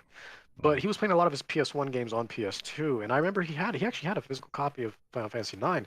I remember he opened it up and it had like 3, 4, maybe 5 discs. Four. It's got You 4 know? discs. I still have 4 I still discs? have a Okay. copy. Yeah, it's 4 discs. Oh, you still got yours? Wow. Okay. Oh yeah, I've got all the Final Fantasies from Okay. one to what's the last one I got? 13. I think I've got all physically on Okay. whatever consoles they are. So Yeah, that's yeah. crazy. I mean, well, even Final Fantasy 13, I remember that had about 3 discs also Yeah. on 360. Yeah. I've even got the Uh, Final Fantasy Online with the hard drive in the box for the PS2. You remember that yeah. big thing? Yeah, Yeah, I do. I've got Yeah. one of those in there on the shelf. 40 gigabyte Oh drive. my God, Yeah, it's still got the 40 gigabyte hard drive in it. that's crazy. That's crazy. Yeah. But yeah, it's I mean that game was so big at the time that they had to put it on multiple discs. You couldn't fit it all on one disc. It was like, all right, after you were done after a certain portion, all right, insert disc two. Yeah, I mean that's And the way they all were on the PlayStation 7, yeah. 8, and 9, and then when 10 came out Yeah. on PS2 and it was all on one DVD, we were all like, "Ooh, wow!" Yeah, that was so nice. Yeah, It was so so nice. Yeah. amazing. That one DVD for a game. Wow. Yeah. Okay. Yeah, because I remember getting well, I'll try my history of Final Fantasy has been all over the place because the original ones I played 2, 3, and 4 when they remade them on the DS. So I got them all on DS. I bought and played them all there. And then I think my next one was 10 on PS2, and then I remember getting a used copy of 7 on PS1 to play on my PS2. And yeah, I mean my history with it has been just all over all over the place. But then I didn't touch it for a couple of years until 13. Then I went back and played 8. Yeah, then I went back and played like the Mana games and things like that. And yeah, it's all over the place. People could say what they want about Final Fantasy, but at least you don't have to play. I don't have to go back and play 1 to know what's going on in 12. Right. They're all right, exactly. Say what you want about that, but to me, I like that they're all a contained. I very each much like one's a that. contained. Yeah. Yes. But yeah, no, I think this game was ahead of its time. I mean, the story is fantastic. I'm seeing these cities that I'm going through, and they feel alive. I mean, you got birds coming, across the skybox. You got ships. You got, people walking in and out of, little like merchant stands, buildings, things like that. Just these NPCs that are just kind of scattered throughout. There's not many, but it doesn't matter because, you see enough on screen that it makes it feel genuine. It makes it feel alive. And and I'm just playing this going like, this game has more heart and soul than Sword and Shield did. Sword and Shield, you got a bunch of mannequins standing around. I'm going from city to city. Oh, hey, let me get my new badge from this mannequin from Kohl's, and like, let me stop by the Pokemon Center over at J.C. Penney, deal with these mannequins. Everybody's just standing still, and just like dead-eyed, no smiling, nothing. I mean, at least there was a little more. Because it's Pokemon. It is a very joyless world.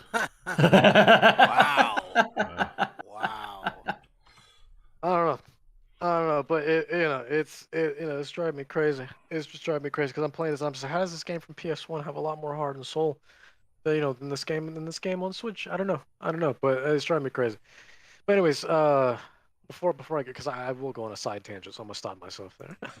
Now, did But you played this on Xbox, right? yes, currently Okay. I'm mostly on the Series S. Yeah. Okay, I was gonna say don't buy it on Switch because Switch Is is it an S on Switch? well, it's a port of the mobile version. So Oh the no! Why would they do that? backgrounds are real blurry and ugly Yeah. looking, and yeah, when it came out on Switch, I'm like, hot dang, I'm gonna buy this on Switch. Played it for 10 minutes, Right. and then I deleted it off my Switch because it looked horrible. It was all blurry and cruddy looking. And Yeah. then I found out that they just ported the mobile version over to the Switch. So I never booted it up. I haven't downloaded and tried it on Xbox. So I'm glad they Yeah. didn't port the mobile version over to the Xbox. No, because it looks great. It plays great. I will say the only thing that doesn't play great that they didn't optimize at all was number one, the battles. The battles are still, they stay locked at the frame rate they were on PS1. So these things are happening at like 15 frames. Yeah. It's choppy. And then don't even get me started when you start walking in the overworld. Everything otherwise runs really, really well. Like when you're in the cities, runs great. But in the overworld, when you're actually like in the sort of the map area, and you're going, well, yeah, just going from city to city, walking around. Man, that runs at like 5 frames. That's bad. So like usually when I'm in that situation, I have to put on the fast forward mode, which thank God they have that, because then you just Yeah. it bumps up the speed by 3 times, so you start walking really fast, and then you don't notice the choppiness because you're just going literally at 3 times the speed. Right. So and I usually have to do that in battles too, because otherwise the battles feel like they're sluggish, man. They're like my God, like you know you need some calcium because these bones are brittle. Like these, let me, it's bad. Like, but otherwise, outside of those two scenarios, the game runs great, looks great, everything's nice and crisp, both on the Series S and on the Series X. I've even done a little bit of remote play with the Razer Kishi on my phone. Looks great, plays Yeah. great, and yeah. So and then I also got Final Fantasy 7, but I haven't played that yet because I want to finish Final Fantasy 9. I'm heavily focused on Final Fantasy 9. I want to beat that, especially with now they make it so much more accessible, which is nice because again, as we all know, especially with the older Final Fantasies, I mean, they can absolutely be a time sink, right? I mean, they're classic JRPGs. They can be anywhere from, 40 to 100 hours. You know what I Yeah. mean? But Well, that's what's nice with the Pixel Perfect versions that are on Steam. They have so many things that you could do now yeah, with it that yeah. it doesn't take that long to play it. Because No. I bought Final Fantasy 1 on it to play on the Steam Deck, since you cannot buy those anywhere else than Steam for some Right. God knows why reason. Doesn't I make don't sense. know. But 'Cause those would be perfect on Switch. yeah, that's why I don't understand why they're not on Switch. But Yeah. whatever. But yeah, no, thank God they have those features because honestly, Yeah. like the fast forwarding, the battle assistance, which gives you full HP and full ATBs right away. When you just don't want to deal with the nonsense, you know what I mean? Right. Sometimes, I'm just like, I'm not going to sit here doing this battle for 45 minutes. I'm not. So, and then they have a mode where you can, and again, all you got to do is pause the game and then you hit either right trigger or right bumper. Everything's kind of mapped to a certain button. And that's it. Also, it just takes a second, and then you go back, and then you're good to go. So like, there's like a 9999, basically full damage attack, mode as well that you can enable and disable, at will. And again, I'm just not gonna sit there for 45 minutes doing this boss battle. I want to continue. Right. I got other games to play. Well, I just want to revisit this and have a great time with it. that's So, what's cool about those Pixel Perfect ones. They have auto battle, and you can fast forward it. So you could just say auto the battle, battle, fast nice. forward, Ooh, bam, and you yeah, can just be auto done. Yeah. So when you hit all these random encounters, you just bam them out, bam them out, bam them out, bam Yeah. them out, bam them out, which is perfect because some of them old games you walk around and every 15 seconds you're bumping into some Yeah. friggin' Yeah, my God. Oh, so that's actually another nice feature. Actually, is that that's another feature is they actually have a disable encounters Mm. feature, so you can just walk around, in the overworld and just kind of walk towards a new city if you can't teleport, without being bothered, which is Yeah. nice, because that can consume time. Yeah. There's constant roadblocks, like you said, every 15 seconds, screen warps. Oh, here we go, Yeah. another one of these 3 crabs I gotta fight again. That's what I Yeah. liked about the Phantasy Star remake that they did on Switch, the Sega Ages Yeah. version. They added a lot of things into that made that game a whole lot quicker. that, yeah, I've played it a bazillion times, but this, you got like quadruple XP, and you could move faster, and you could do this and that. When they put those things in those games, especially older games that you played before, you just want to play them again. You don't want to, I don't need to relive the entire story. But. Yeah, but overall, I've been having a great time with it. Those features, honestly, without those features, I don't know how much I would stick with it. But since those features are there, I do want to. I want to beat it. I'm feeling nostalgic. I want to, get immersed in a Final Fantasy world again. And Final Fantasy IX is one of the ones that I just had never really put much time into. And it was great. It's a good glad story. I'm doing it now. Yeah, art direction is great. So it's one of the better ones. One of the underrated ones. Oh, absolutely. Yeah. Well, everyone always talks about 7 all the time, honestly. And 7. To me, 7. 7 is the most overrated Final Fantasy game there is. It just is. I mean, Absolutely. it's fine. It's a good game. I liked it, but it's good. Yeah. I don't play. I think it's just gotten to the point where it's just Square. That's Square's horse, and they're going to beat that thing till it's. Yeah. I don't know, but yeah. I mean, it's Final Fantasy 7 is the Final Fantasy, where Resident Evil 4 is Resident Evil, and what Skyrim is the Elder Scrolls. It's. What was it? They just released on Switch. Was it the Elder Scrolls? The Skyrim Anniversary Edition. Isn't it like $60 or $70 on the Switch? $70. It's like... Pretty crazy. People will buy it. You lost your mind. I thought that was great. This game wasn't even that great on the Switch to begin with, anyways. Now you want people to spend $70 for a gimped version? Yeah. Oh, that's funny. But yeah, no, it's I'm having a great time with it. I'm glad I'm jumping in, because it's scratching that itch, and just me just wanting to revisit those older games, of a time that once was. It's the stuff we grew up with. So I just that's my comfort food. Yeah, I get that. And but yeah, I mean, also, but mentioning of games that were ahead of their time also, because I remember playing, what was it? I think when they remastered it on PS4, Dot Hack. Was also way ahead of its time. I remember when I streamed that, and Comrade, who's in here, who's in the chat right now. He was a big advocate in me jumping into that game, and played it, and I loved it. I thought it was fantastic. But I just remember those sequences in which you go into the actual desktop portion of the game, like when you're not in that sort of. I can't remember. It was like an MMO, wasn't it? Wasn't Dot Hack sort of like an MMO? Something like that. Yeah, it's been a long time since I played those, and now they're so expensive on the PS2. I never went and tried to rebuy them. So. Yeah, but the remasters are nice, and they do have those features too of like max health and things like that if you just want to go through it. So and we did finish the first one on the stream. I don't think we ever jumped into the second or third ones. But yeah, no, I mean, what a fantastic game. But that game was way ahead of its time also, because the cities were so vibrant and so alive. But it's those desktop portions in particular, all the news pieces that you get, and then like they have videos, like their version of YouTube, where you can watch the news segments. And I was like, I mean, just tens and tens, if not hundreds of hours. And I was like, oh my God, like. I just remember being blown away, and Comrade can vouch for this, where I was just like, my God, like this was just so ahead of its time with these news articles, and then again, the videos that were being played, and they even had like their own little sort of social network put in there, if I remember correctly, and then your email that you could check, and even that had like attachments and things like that you could look through, and it was just, my God, just like the depth of that game was just so unbelievable. It was, and then to think that those games originally came out in what, like 2002, probably something around there. Something like that. Those games are pretty old now. Like they're like, I want to say 20-ish years old, because they came out on PS2.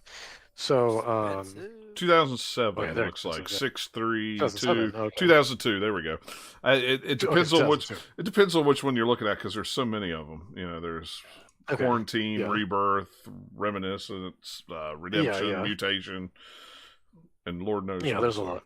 Infection, I guess, was the first one. That's 2002.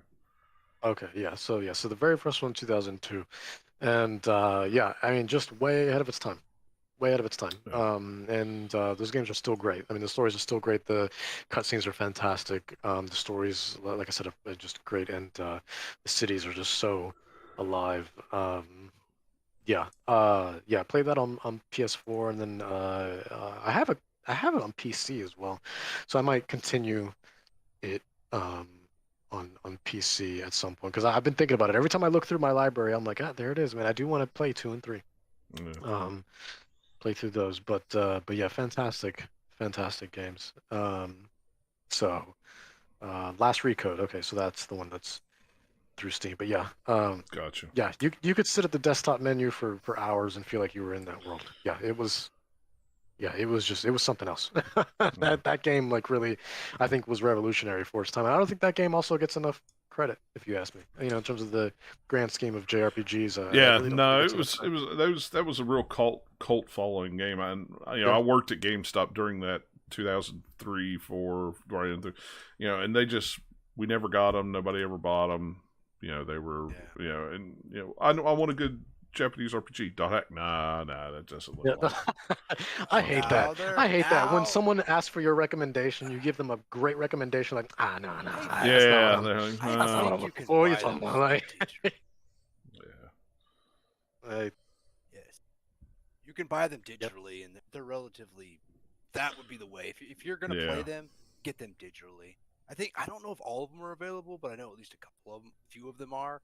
Because the physical editions are physical editions are very expensive. They were bad 20 years ago. Yeah, and now they're even worse. They were such a limited niche game that low print runs that they were just hard to get a hold of. Yeah. Yeah. Now you're looking at like probably I haven't seen them in a while. Well, let's just look at my good old price guide and see what they are. $100 a pop, easy, if not more. I would have to guess that too, just off the top of my head. Here, I hear they're really good games and they're really long. Definitely scratch that RPG itch if that's your thing. For sure. Yeah. Mm-hmm. For sure. Let's see here. Nope, I need all games, please. Are there 6 games in the series? There's a lot. I don't know. I don't know how many there are. There are quite a few. I was thinking there were .hack. There were 6. Let's see on the. If I can find how they have them listed here, I'm going to say it's probably under D. Let me see. No, they're not that bad actually. Well, if they've released them digitally, they may have come down a lot. That tends to happen when they're like 30 to 40 on average. Oh, okay, that's not bad. Like infection, not bad at all. Infection, no, mutation. They used to be way up there. Outbreak and Quarantine are the 2 expensive ones, but the others are like 20 to 30. And I can't find it in here, so it's fine. I looked on. They're in here somewhere. There's dark. Oh, I actually have one. Huh. Yeah, I mean, like .hack Infection completes $24, and apparently I have that game. It says, according to this, it says I own it. So I don't even remember owning. That's me. I'm like, wait, do I own this? Oh, crap! I'm at a yard sale. I'm like, yeah. Well, hang on, open game. I'm like, I already own 3 copies. I ain't buying this. Yeah, it's like that's. There's 1, 2, 3, 4, 5. And yes, 6, that has 7. happened before. Yeah, there's. Where I'm like, I don't think I have this. I'll buy it. There are 7 of them on PS2. 7. That's crazy. So. My God. So what does Recode compile then? Is that just the first? It 3? includes all 3 original. It says Rebirth, Reminisce, and Redemption. You can buy it for $10. Usually. That's I looked on PSN. Because I'm looking on Steam right now. It's $50 on Steam, and that's as well as the all new 4th volume, Dark Reconnection. So it's got like 4 games in it. So that's a lot of games right there. That's a great value too for that price, especially how often it goes on sale too. Because I remember getting a copy on Steam for just a couple of dollars, I think, from Humble Bundle or something like that. I got it for like next to nothing. Yeah. So you should buy it if you want to play the last Recode. You should get it on PSN. Right now, it's on sale for $5. Wow. Oh, I do. I've already had it on PSN. That's where I originally played it. Yeah, that's where I originally played it. That's a good price. Yeah, you know what? I'll add it to my wish list because it's playable on the Steam Deck. So. There you go. Because if I'm going to play it somewhere, that's where I'm going to play it probably. So. All right. Well, is that it? Is that all you have? Yeah, no, Dennis? that's Oh, everything. okay, that's it. Well, Eric, you surely have tons of interesting games that you've been playing since you haven't been here. I mean, I really haven't. I've been really you've busy been the last busy, so month plus, and I've been sick. But I have played a little bit of things. Let's start with the boring stuff I play on a regular basis. More Sniper Elite 5, co-op stuff, PC, between PC and Xbox. What a great game. Fantastic experience for co-op. yeah. I cannot recommend enough, especially when you have the kill cams turned on. And then my buddy's like, "Oh, did you shoot him in the eye?" I'm like, "Yes, I did. And I just watched the cam." Yeah, that game is so much fun. I think we played it for like 4 hours a couple weeks ago. Long time. It's good. And he's on mountain time, so I have to like schedule. I'm on the West Coast, so I got to kind of schedule around his time. But it's good to play with him. A good chance to catch up. I played some Power Wash Simulator today. I was showing my wife that. And she's like, "Oh, you're playing that game where you clean the cars and clean the yard." Now get out there and do it for real. Yeah, something like that. Something about washing the cars. I was like, I'll just do this instead. But it was good. That's that, like everybody's recommended. I know. It's stupid good. It's so relaxing. You're spraying the car, spraying the birdhouse, and the nozzle. And it's not like when you're doing it in real life and you're getting just soaking wet from it. I mean. No, when you do it in real life, it's like half done. You're like, good enough. Yeah, it's like your hand gets tired holding the pressures. It's like, yeah, it looks. Yeah, but the game itself is pretty fun to play. Let's see. Shouldn't be that fun. I tried the Resident Evil 6 demo on Switch. I don't know why. I'm pretty sure I own Resident Evil 6 on Steam and on PS3, I think. I've never actually played it. So I played it on the demo. I just wanted to see how it played on the Switch. It plays fine. Yeah. But, I can't tell if it's the version from several years ago or, like, the remastered version. So, I mean, it's Resident Evil. It's probably Resident Evil 6, mostly critics didn't like it, and I don't think a lot of the community liked it either, just because it was kind of one of those ones where it had co-op, which is okay, but I think the plot was kind of crappy, if I remember. But, yeah. I mean, that's pretty much every Resident Evil game for the most part. If you really look at it, the plot's not amazing. Resident Evil 4, you're not wrong. Has a great plot. And maybe compared to Resident Evil, sure. On the Resident Evil scale, yes. Yes. Oh boy, that's funny. I played this game called Hong Kong Massacre on PC. It is a top-down like Hotline Miami-like game. So best way isometric. Guess. Doesn't have like a top-down bullet shooter timey thing to it. Yeah. Time and like the ability to like it has another you can like dodge too. Like it's a bullet time for dodging, and there's like a roll mechanic too. A friend recommended. I tried it out. I liked it. It's pretty challenging, and it's tough with mouse and keyboard or a controller. Oh, really? Yeah. Yeah, and I got stuck at the boss fight. You can only do bullet time so much, but I think it was $10. And it's on sale right now for $5 on Steam because I should have waited. I checked. I was checking it. I was checking it out to see what it was. Oh no, that extra $5! How dare you? Yeah, I mean, if you like that sort of thing, into like Hotline Miami, one hit kill sort of thing, check it out. If it's not really your thing, yeah. Oh, okay. And the two most important ones. I finally started playing Robot Haiku. We got this review a little bit behind because I've been sick. And that game is interesting. It could use first impression. It's fun. Fun-ish. Fun-ish. Art style, 16-bit. You play as this little robot. It's you're going through this underground facility and you're beating up other robots, trying to figure out why you're here, stuff like that. Yeah. The controls could be tighter. That was my biggest complaint. I tried it with Joy-Cons and with the Pro Controller, and I got frustrated. But it's still fun. I'm stuck the second boss, so we'll see how much more I go. I gotta crank out through. Yeah. And randomly today, I was looking for something to play, and I fired up Dead Cells on my Series S. I played so much Dead Cells like 3 or 4 years ago. Yeah. In fact, I'm pretty sure that's how I broke my last PS4 controller. I played so much. I never beat it on PS4. I got past the clock tower, I think, and then I just got tired. I just couldn't do it. I played a lot of that on. I put a lot of that on Switch. It's still fantastic. Yeah, it's such a good game. And I'm not a huge roguelike guy, and I don't like the idea of dying and like throwing my progress out the window, but for some reason, there's something about this game that like I just want to keep playing it. So yeah, and I've been thinking I might try Bloodborne. Actually, lots of people have said that since I like Elden Ring a lot, I'd probably be okay with Bloodborne. So I need to try that. Give it a shot on PS. I was going to say, Nathaniel is our Yeah, expert. He would be able to tell you that. The Soulsborne correspondent. We're going to man in the field. I know I got to be patient, and I know it'll be frustrating, but I'm at least interested and intrigued by it. Bloodborne is very different. Like Elden Ring would be closest to like the Dark Souls games, especially like Dark Souls 3 by the time they refined it more. But like Bloodborne does have some of that, but it's a little quicker combat than what. I mean, depending on what build you are in Elden Ring, you can have a little bit quicker combat, but the way that Bloodborne does it is it's like, what's the word I'm looking for? Again, it's 1-2-2, and it's got like a parry system that's a little bit different. Like your gun offhand thing is more for parrying. It's not really for shooting enemies. But just the setting of Bloodborne is really, really cool. It's probably, I think it's my favorite, like kind of FromSoft like universe. Yeah. Even though it's a little tough to play that.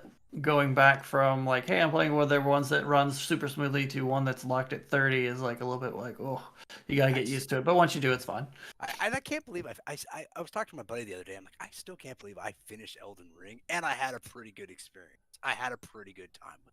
Yeah. I mean, if you finished Elden Ring, then you should easily be able to finish Bloodborne because it is much, much, much shorter. Bloodborne's like 20, 30 hour total, I think, depending on how, thorough you are.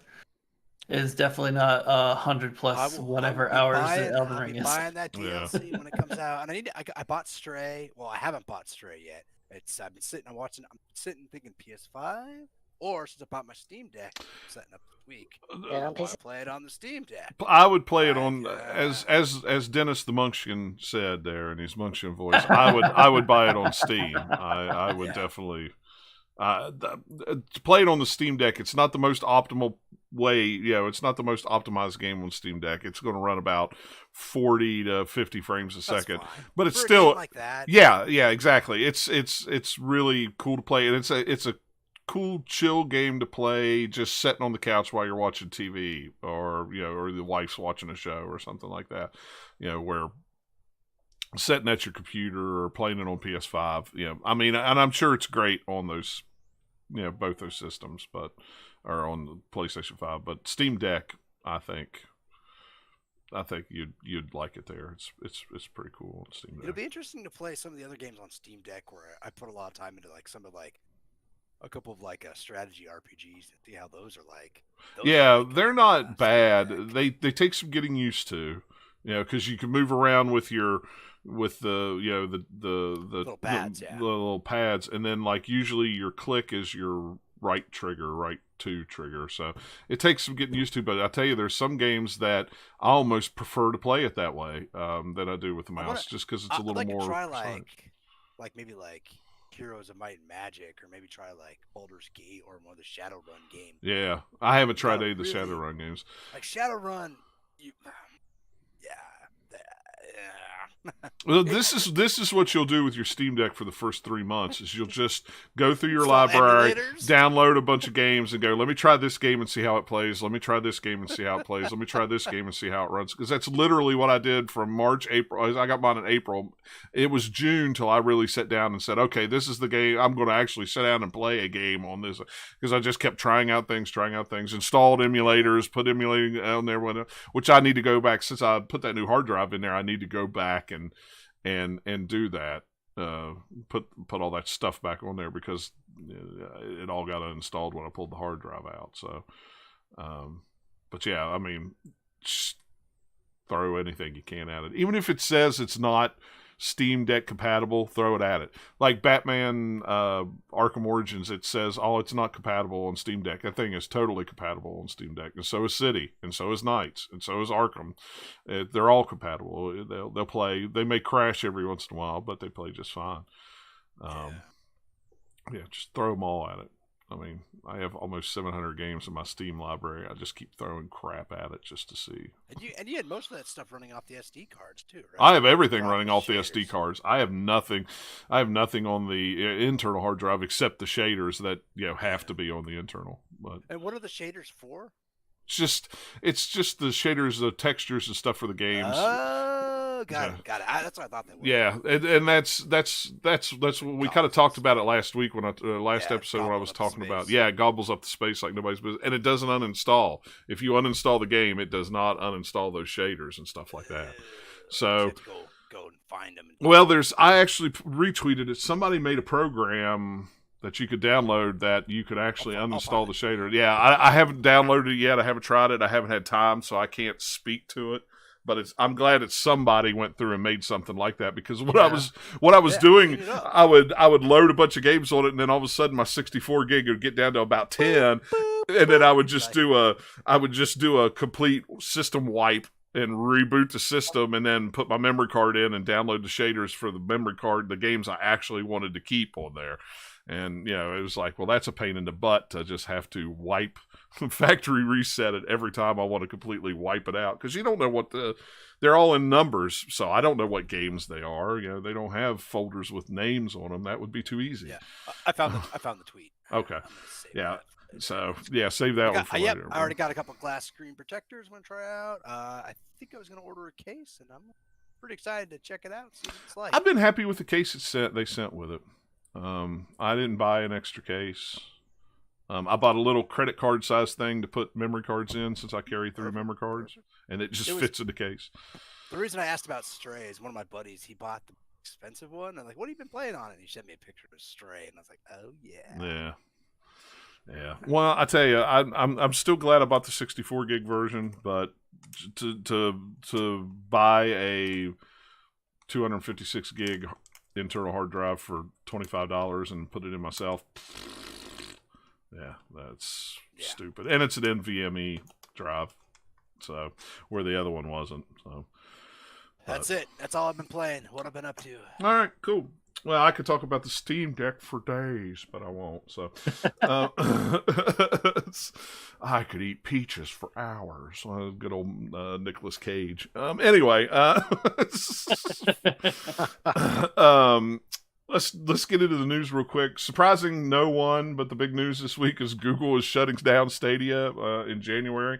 No. What I find really crazy is they are going to fully refund all Stadia purchases. That means hardware, software, DLC, whatever you've bought. If you're a Stadia person, you're going to get refunded for anything you've ever bought with that. And it's like I said in pre-show, that's sad that Google could refund all that and still make more money than to keep Stadia alive. That's just, somebody's done some numbers somewhere and said, just give it back.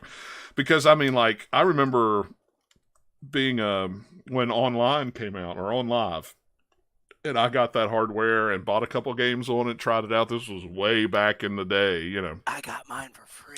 Well, I did too. I got mine for free too, but I got mine at PAX. Actually, I got 2 of them. I bought a couple games, I think Lego games, just to try it out and see how it went. But I bought Deus Ex. Yeah, and when that thing shut down, nobody said anything. It's like, nope, we're shutting down. See you guys later. It was like, what's crazy about it is, and I've been seeing a lot of tweets when it was announced, Stadia people who were working at Stadia in the back doing updates to the UI and stuff like that, they weren't informed. The press release came out before they were told. Devs didn't know about it. So there were some games that were only on Stadia that now all of a sudden, it's like, well, what's going to happen with that? We were not informed about this. They launched a new UI the day before they announced that they were shutting it down, after the first of the year. It's kind of crazy, but track run for Google, I'm not surprised. And that's why I didn't buy into it, because I just don't trust Google with stuff like that. I just don't. Gmail is one thing, Chrome is another thing, but when it comes to stuff like that, nah, can't do it. That's almost surprising it lasted this long. Yeah, it really Yeah, is. And that's I the mean, most there were surprising some part, hardcore people out there who really liked Stadia and used it all the time. I mean, I've seen some of these people on Twitter just can't believe it. It'll be interesting to see what, I mean, they say, that they're going to, the Stadia team will be doing work in other departments for Google for whatever that means. I mean, I don't know. I mean, Google's a big enough company that they've probably got something, similar for a lot of the people in Stadia. Like, not developing the same thing, but hey, here's software development over here, or whatever. Yeah. So, and I mean, it worked well. I did the beta with Assassin's Creed Odyssey. Assassin's Creed Odyssey. Yeah, that's what it was. And it was awesome. I mean, it ran really well. I did it on PC. I did it on my phone. And it worked really, really good. I was really impressed with it. But as far as buying into cloud gaming, I'm still not ready for that. But I mean, I like how Microsoft does it. If you subscribe to Ultimate, well, cloud gaming's just in there. Great. That makes sense. What doesn't make sense is subscribe to our service, and then you have the privilege to buy games on our cloud platform that you don't own. Yeah, that's not the way to do it, guys. Am I just renting from you? Yeah. So now I'm wondering how long it's going to be till Luna, Amazon shuts Luna down. How's Luna doing? How are you over there doing, Luna? You doing all right? Doing great. It's. I mean, they even offer free games if you have a Prime account. They offer free games every month to play, and I don't even try them out. The thing with that is they could just shut it down and no one would know because it doesn't have nearly as much kind of people don't know about it as much as people do about Stadia. Right. Yeah. Like Stadia at least had some penetration into kind of like public consciousness. Like when you said Luna, I was like, oh yeah, I forgot that exists. Yeah. Oh yeah, the name of my cat. That is a thing. Cat. The only game I ever bought from Stadia was a little game called Lost Words Beyond the Page. It's kind of disappearing, but yeah, there you go. This game right there, and hey, guess where I played that? Game Pass. Here's the thing. Well, I bought that the day it came out. It came on Game Pass later, but here's the thing. This was one of those games that was exclusive to Stadia actually when it first came out, and the only reason why I bought it because it was $15 when it came out. However, at the time, because it was close to the launch of Stadia, they just gave everybody, at least I think they give everybody, just a $10 coupon to spend on whatever they wanted on Stadia. Mm-hmm. So I was like, okay, well, I'm interested enough in this game, and yeah, sure, I'll buy for $5. Why not? And so I got it, and haven't played it. So that game was worth $15, even if you paid $15. It's about a $15 to maybe $20 game is what I think that it would be worth. Yeah. I've talked about it on the show. It's like been months now because that was I think earlier this year I talked about that game. It looked really good. That's why I got it. But I mean, just the idea of Stadia and this wasn't a matter of if but when since day one. So yeah. Yeah, I mean, and I hate it for those people that bought into Stadia. That maybe that's the only way they consume games. It's like, it sucks. I mean, but you know what? I mean, I'm all for buying into new technology, but at the same time, I'm not going to buy in 1,000%. I might. I mean, you dabble, but hey, it's newer, so it comes with a certain amount of risk that it may not stick around, or something may happen to it, or it'll change, or whatever. Well, and like I say, it's with you put Google in there. It's like, if it was Sony or Microsoft or something, maybe I'd have a little more faith in it, but.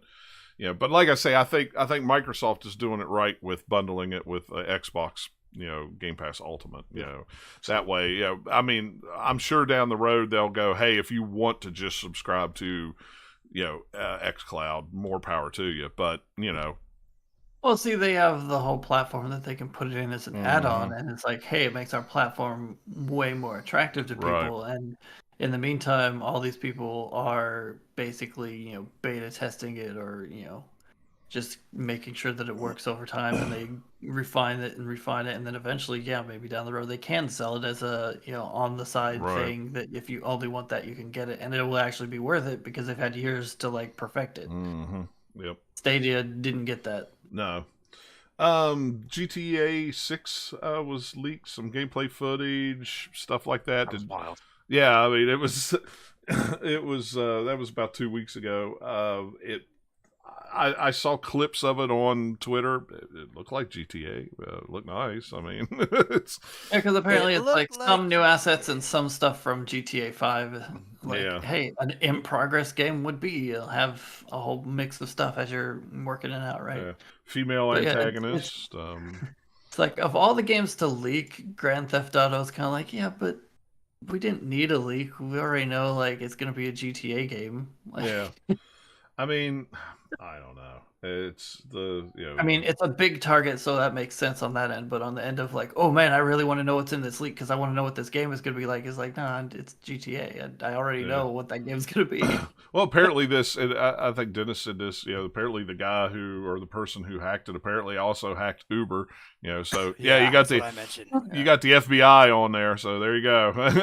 Good luck, buddy. It's like, I'm pretty sure they've already been arrested. oh, I'm sure. Yeah, this is kind of It's old not in the news story you now, linked, so. but the like later on, like even a bit ago now, I forget how long. It didn't take them that long to eventually get him. I think it was within a week. Yeah, no. I wasn't paying that close attention, so I'm not sure the exact timing, but yeah, I'm pretty sure it was like a 17-year-old kid or something like that Something, in yeah. the UK somewhere. Yeah. But It's crazy though. It's like, in this day and didn't this happen to GTA one time before? Didn't they? Or a Rockstar? Didn't something else get hacked at some point? Was it Red Dead or something? Or am I just making that up? It seemed like this different happened games before. have leaks, but I don't remember if it was due to hacks or not. That's the thing. I can't remember. A lot of times games will leak, but they're from like an insider or something. They're not actually getting hacked. There's a few times things have been hacked, but I'm just not remember off the top of my head what the big ones are. Yeah, I can't either. So, like, one of the very big ones I can think of is Half-Life 2.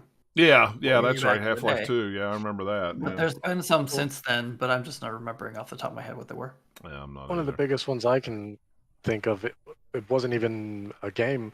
It was back in the PS3 days, if you guys remember, when Sony got hacked, like the PlayStation Network got hacked as a whole. Mhm. And Yeah, the it went FBI down got for like involved and- what, 2 months or something like that. Yeah, Something it was months. down Yeah, for a it was a while. month. That's where we got months-long like free investigation. games like Infamous. Yeah, that's when they handed out all kinds of free They had stuff. like 6. and- Yeah, and you could pick a couple. Was that part of the overall Sony hack where a lot of the movie stuff came out too? Yep. No. Or is that a different No, thing? the Sony thing was different.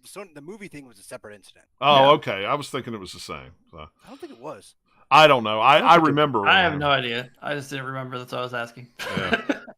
Years It ago. was- I yeah, it just was so remember long I couldn't ago, get I don't online. I was like, PSN is still down. What the Yeah. heck? I remember I couldn't get online and went, well, I'll go back to the 360. I was like, crap. I guess I'll just go play my Wii. Yeah. So, and last but not least, PlayStation Stars launched in the loyalty program launched in Japan the other day, a couple days ago, and it's going to launch here in America, I think next week or something like that. And after doing some digging, apparently, if you're a member of that service, you get improved customer support. So And that is trash. Favoritism at its finest. well, say it again, Dennis, because you're still sounding like a munchkin when you talk. I said favoritism at its finest. Yeah, it's like, holy Like, crap. Now I can send you the tier 2 support. Yeah. I just thought that was a funny story. It's like, oh, yeah, really? People are digging. It's like, oh, by the way, you get priority in chat for chat orders and customer service because That is not going to last long. Because No. you can't do that. No, you can't. So. But I mean, it's like, I'm anxious to see how the PlayStation Stars thing lines up with the Xbox or the Microsoft Rewards. The Microsoft Rewards program is really good. In fact, that's how I'm going to buy Gotham Knights. Is I've got all my points saved up I almost to got, just buy free. Just buy it for free. I just checked the other day and I got like $60 worth of points. I'm like, what am I gonna buy? Yeah. I mean, that's the thing is you just accumulate points even if you don't even check it. It's just you're automatically in on that. So, and every time you log in, every time you play a Game Pass game, every time you unlock achievements, every time you do this and this, you just automatically accumulate all these points. So God only knows how many points you might have saved up, and you don't even know it. Yeah. I mean, so I've kept mine for the past. I did it all winter, and I've got it all saved up and just to buy It's a good idea by Gotham Knights. Gotham Knights, so I don't have to pay for it out of pocket. I was thinking River City Girls 1 or 2, actually. Well, I don't know if 2. I assume 2 will be coming digitally. But I'm sure one it is will. one is like $30. They had that game on Game Pass, and I played a lot of it, and then it's like, oh, it's gone. Yeah, I bought that physically, I think, on Switch. Me too. It's on the shelf behind me, and I'm not going to open it. Oh, mine's already open. I open all my games. I think mine's on PS4, so therefore, yeah, I can open it. I don't give two craps to the wind. I open all my games, even if I don't ever play them. Which one is it's like so expensive and in demand, and I'm like, the PS4 version is like $20. It is ridiculous how much some of my Switch games are worth. The ones I've gotten from limited run games. It's stupid. It went from, because I keep track of everything for, well, not only because I want to know what the spreadsheet crap I have. I don't have a spreadsheet. I just got an app. No spreadsheet for me. So much work. I just got an app. Yeah, an app. I mean, I was looking at one point, my Switch collection, even though I have the least amount of games, NES is pretty big. Genesis is number 1 value, but Switch is number 2, and it's only because of those limited run games that I bought, because I was buying a lot of limited run games there for a while. I mean, like, I haven't bought anything in like 6 months. I haven't bought anything in almost a year. I mean, I just haven't. I'll probably buy River City Girls 2, and there was something else that just came out with an open pre-order until the end of October. I'll probably get, but other than that, like I've been passing on most stuff. Like Shantae and the Pirate's Curse from Limited Run Games. I have a copy of that game. According to this app, it's worth $394. Yeah, I couldn't resist that last year when it was over 500, and I sold it. But why? Because it was a limited print, and that's just the way it is with those limited run games, and if you wanted it physical, River City Girls on the Switch is $146. Let's see. The Messenger, I bought it. It's $227. Because it was a limited run game. Most of my higher ups, except for like the Pokemon Let's Go Eevee I have with Pokeball, it's actually about $161. Yeah. I have them. Looks like the complete is Xenoblade Chronicles 2 Collector's Edition's about $330. Outside of like some of the Dreamcast stuff, the top stuff for me it's still like it's limited run stuff. It's actually some of the PS4 stuff. Well, I can never say that because I have one game in my collection that always trumps everything. And it always will trump everything. I don't know. Tell me what it is. And there's no way to trump it. Nothing will ever be higher than it. And that is Panzer Dragoon Saga. Yeah. Right now, setting at $1,200. Oh boy! Last time I checked, there used to be a site you could go to, and it would. At one point, that game had less than 20,000 copies known left in existence, and every year that thing goes up and up and up. And every year, it's like, I want to sell it, but I know I'll never get it again, so I don't want to sell it. But it's also so expensive that I don't take it out and go, let me play it again. It's like. Because I don't want to take it off the shelf, I don't want to take it stuck in the Saturn. Yeah, oh no! I dropped the case and busted it in a zillion pieces, walking from one room to the other, so I could play it on my TV. Oh no! The light hit it wrong. Ah, crap! Yeah, it's like when the kids come over and the nieces and nephews come over, I put it away somewhere where nobody can touch it because I don't want them to knock something and knock it out of the. Yeah, it's ridiculous. It's absolutely ridiculous, but. Yeah, that'll always be my most expensive game. I mean, is what it is. But yeah, those limited run games are just stupid expensive. They're stupid expensive. And now they just got bought out, so that'll be interesting too. Yeah, was it Tencent bought them out? Was it? Yeah. Yeah, so they're starting a publishing company too, so that'll be interesting. Yeah, it'll be real interesting. So, but I can't even tell you the last game I bought off of them. It's been a while. I think I bought the Shredder's Revenge from Target. No, it's the limited run. I guess I could look it up. I do have an account.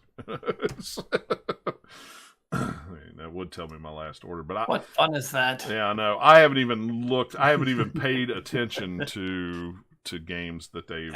Yeah, and they're cranking out so much stuff week to Oh, week. wow. March of 2021 was the last time I bought anything. I lied. I bought something earlier this year. This RPG for PS4. About 2 RPGs in January, and that's it.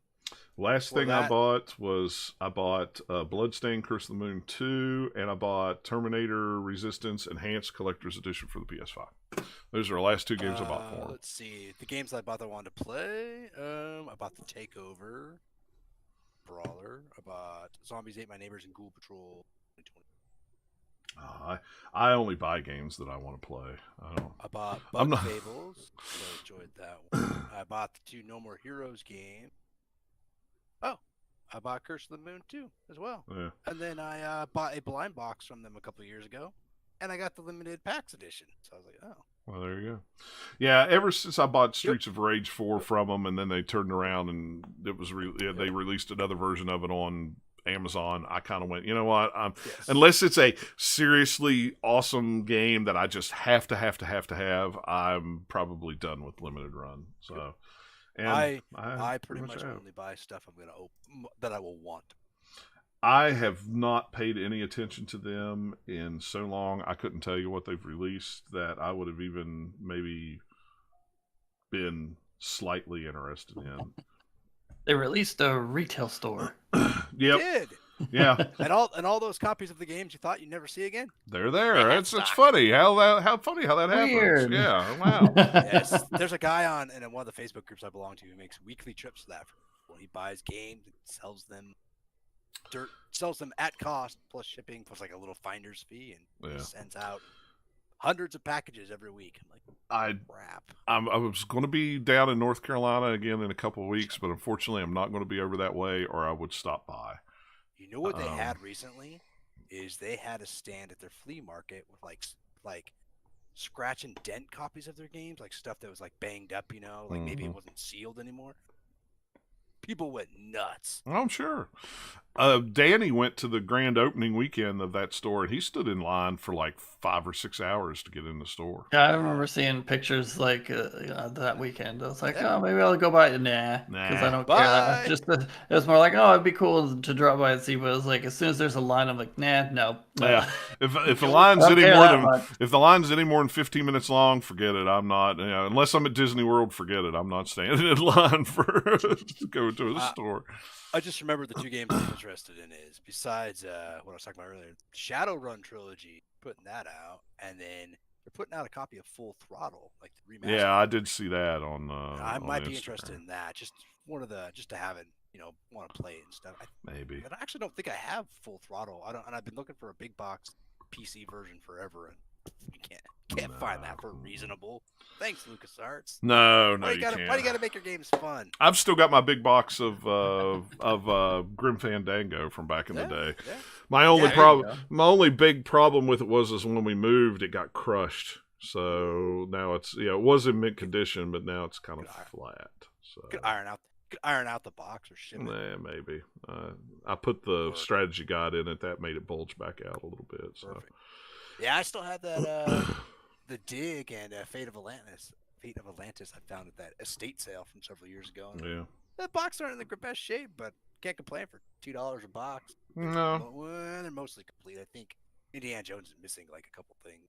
Which Indiana Jones is it? Fate of Atlantis. No, I think I got an Infernal Machine. I had it big boxed, and I traded it and sold it, and then I realized that the instruction manual wasn't in it, and I actually found it the other day. Nice. Didn't have a clue. So. It's funny. It's like I look at my shelf over there, and I'm like, oh, I got those big box Baldur's Gates, 2 of them, because I found them. They were in a box at a yard sale several years ago that said free, and I went, okay.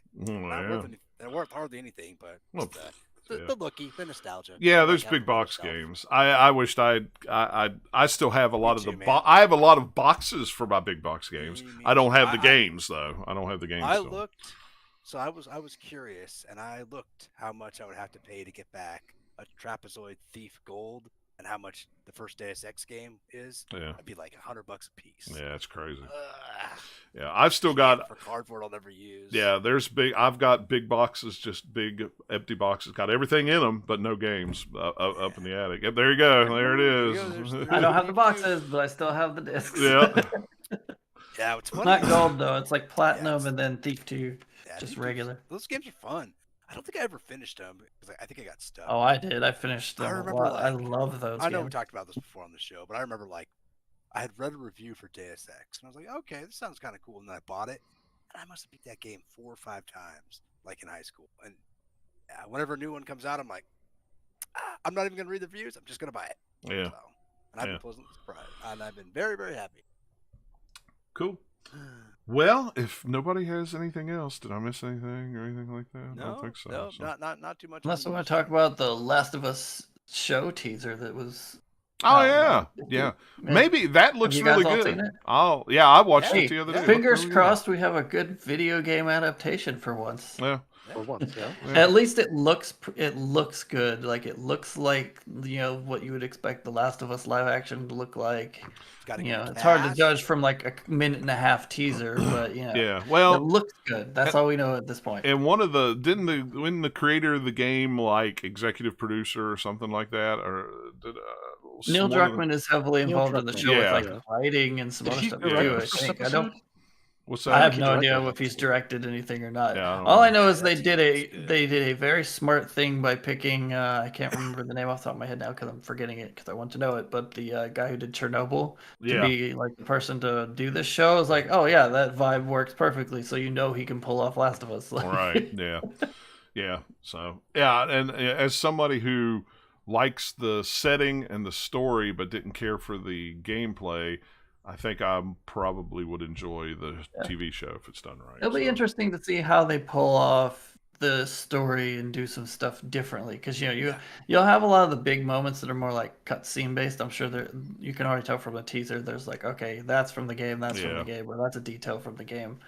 But a lot of the like in between gameplay stuff where it's just kind of like the banter and things. I wonder how they'll adapt that to a show because a lot of that's it's just gameplay, so you got to shoot it differently or just not do that at all and get them Right. from A to B in a different way. It'll be interesting to find out how they do that. Yeah, well. Man, like half a second we got to see of like the clicker's face looked really nice. Yeah. There we go. Yeah. The other shot that's in there where you see it moving kind of through the glass case, so you like the movement of it. Like I was like, okay, you could tell people paid attention to the game and they did some kind of like motion coaching for whoever's in that suit. Yeah. Yeah, it looks really interesting. It didn't have a date on it, did it, or did it? I don't remember now. 2023 is all it said. Okay, I couldn't remember. I watched it the other day though, and I couldn't remember what it was. So Because of it being out like in the when HBO likes to show things, I would expect to be in the first half of the year Yeah, probably, but because otherwise they would not show it if it wasn't coming out till next fall. I Right. don't think they would show it yet. Yeah. It'll probably be like February, March, April, maybe. Who knows? We'll see. Yeah. Yeah. That's my guess. Yeah, it looks cool though. I'll definitely check it out. So It's funny, like the goofy observations about it that are coming out of just like how Pedro Pascal is making a career out of being a crazy dad, or whatever the two characters from Game of Thrones are is like, hey, it's them in the post-apocalypse now. yeah. I didn't really think about it, but yeah, you're right. Yeah, because both those actors, they were in Game of Thrones. Yep. And they were both like very, well-liked characters in Game of Thrones too. Yeah. So. All right. Well, if nobody's got anything else, we're going to call that a show. Like I always say, if you want to join us live, like the very active chat room that Dennis brought with him tonight with his with his buddies, we do appreciate that. It's been very funny. It's been very funny to watch the banter back and forth. So, but follow us on Twitter at GL_podcast if you want to follow us, find out when we go live and things like that. You can always sub to us on Twitch, things like that. So, all right, well, join us next time. Hopefully in 2 weeks. We'll see what the dates look like and how work goes, but that's usually what I'm aiming for, so we'll see how it goes. So all right, guys, well, thanks a lot for hanging out with us, and we will catch you guys next time. See you later. Take care.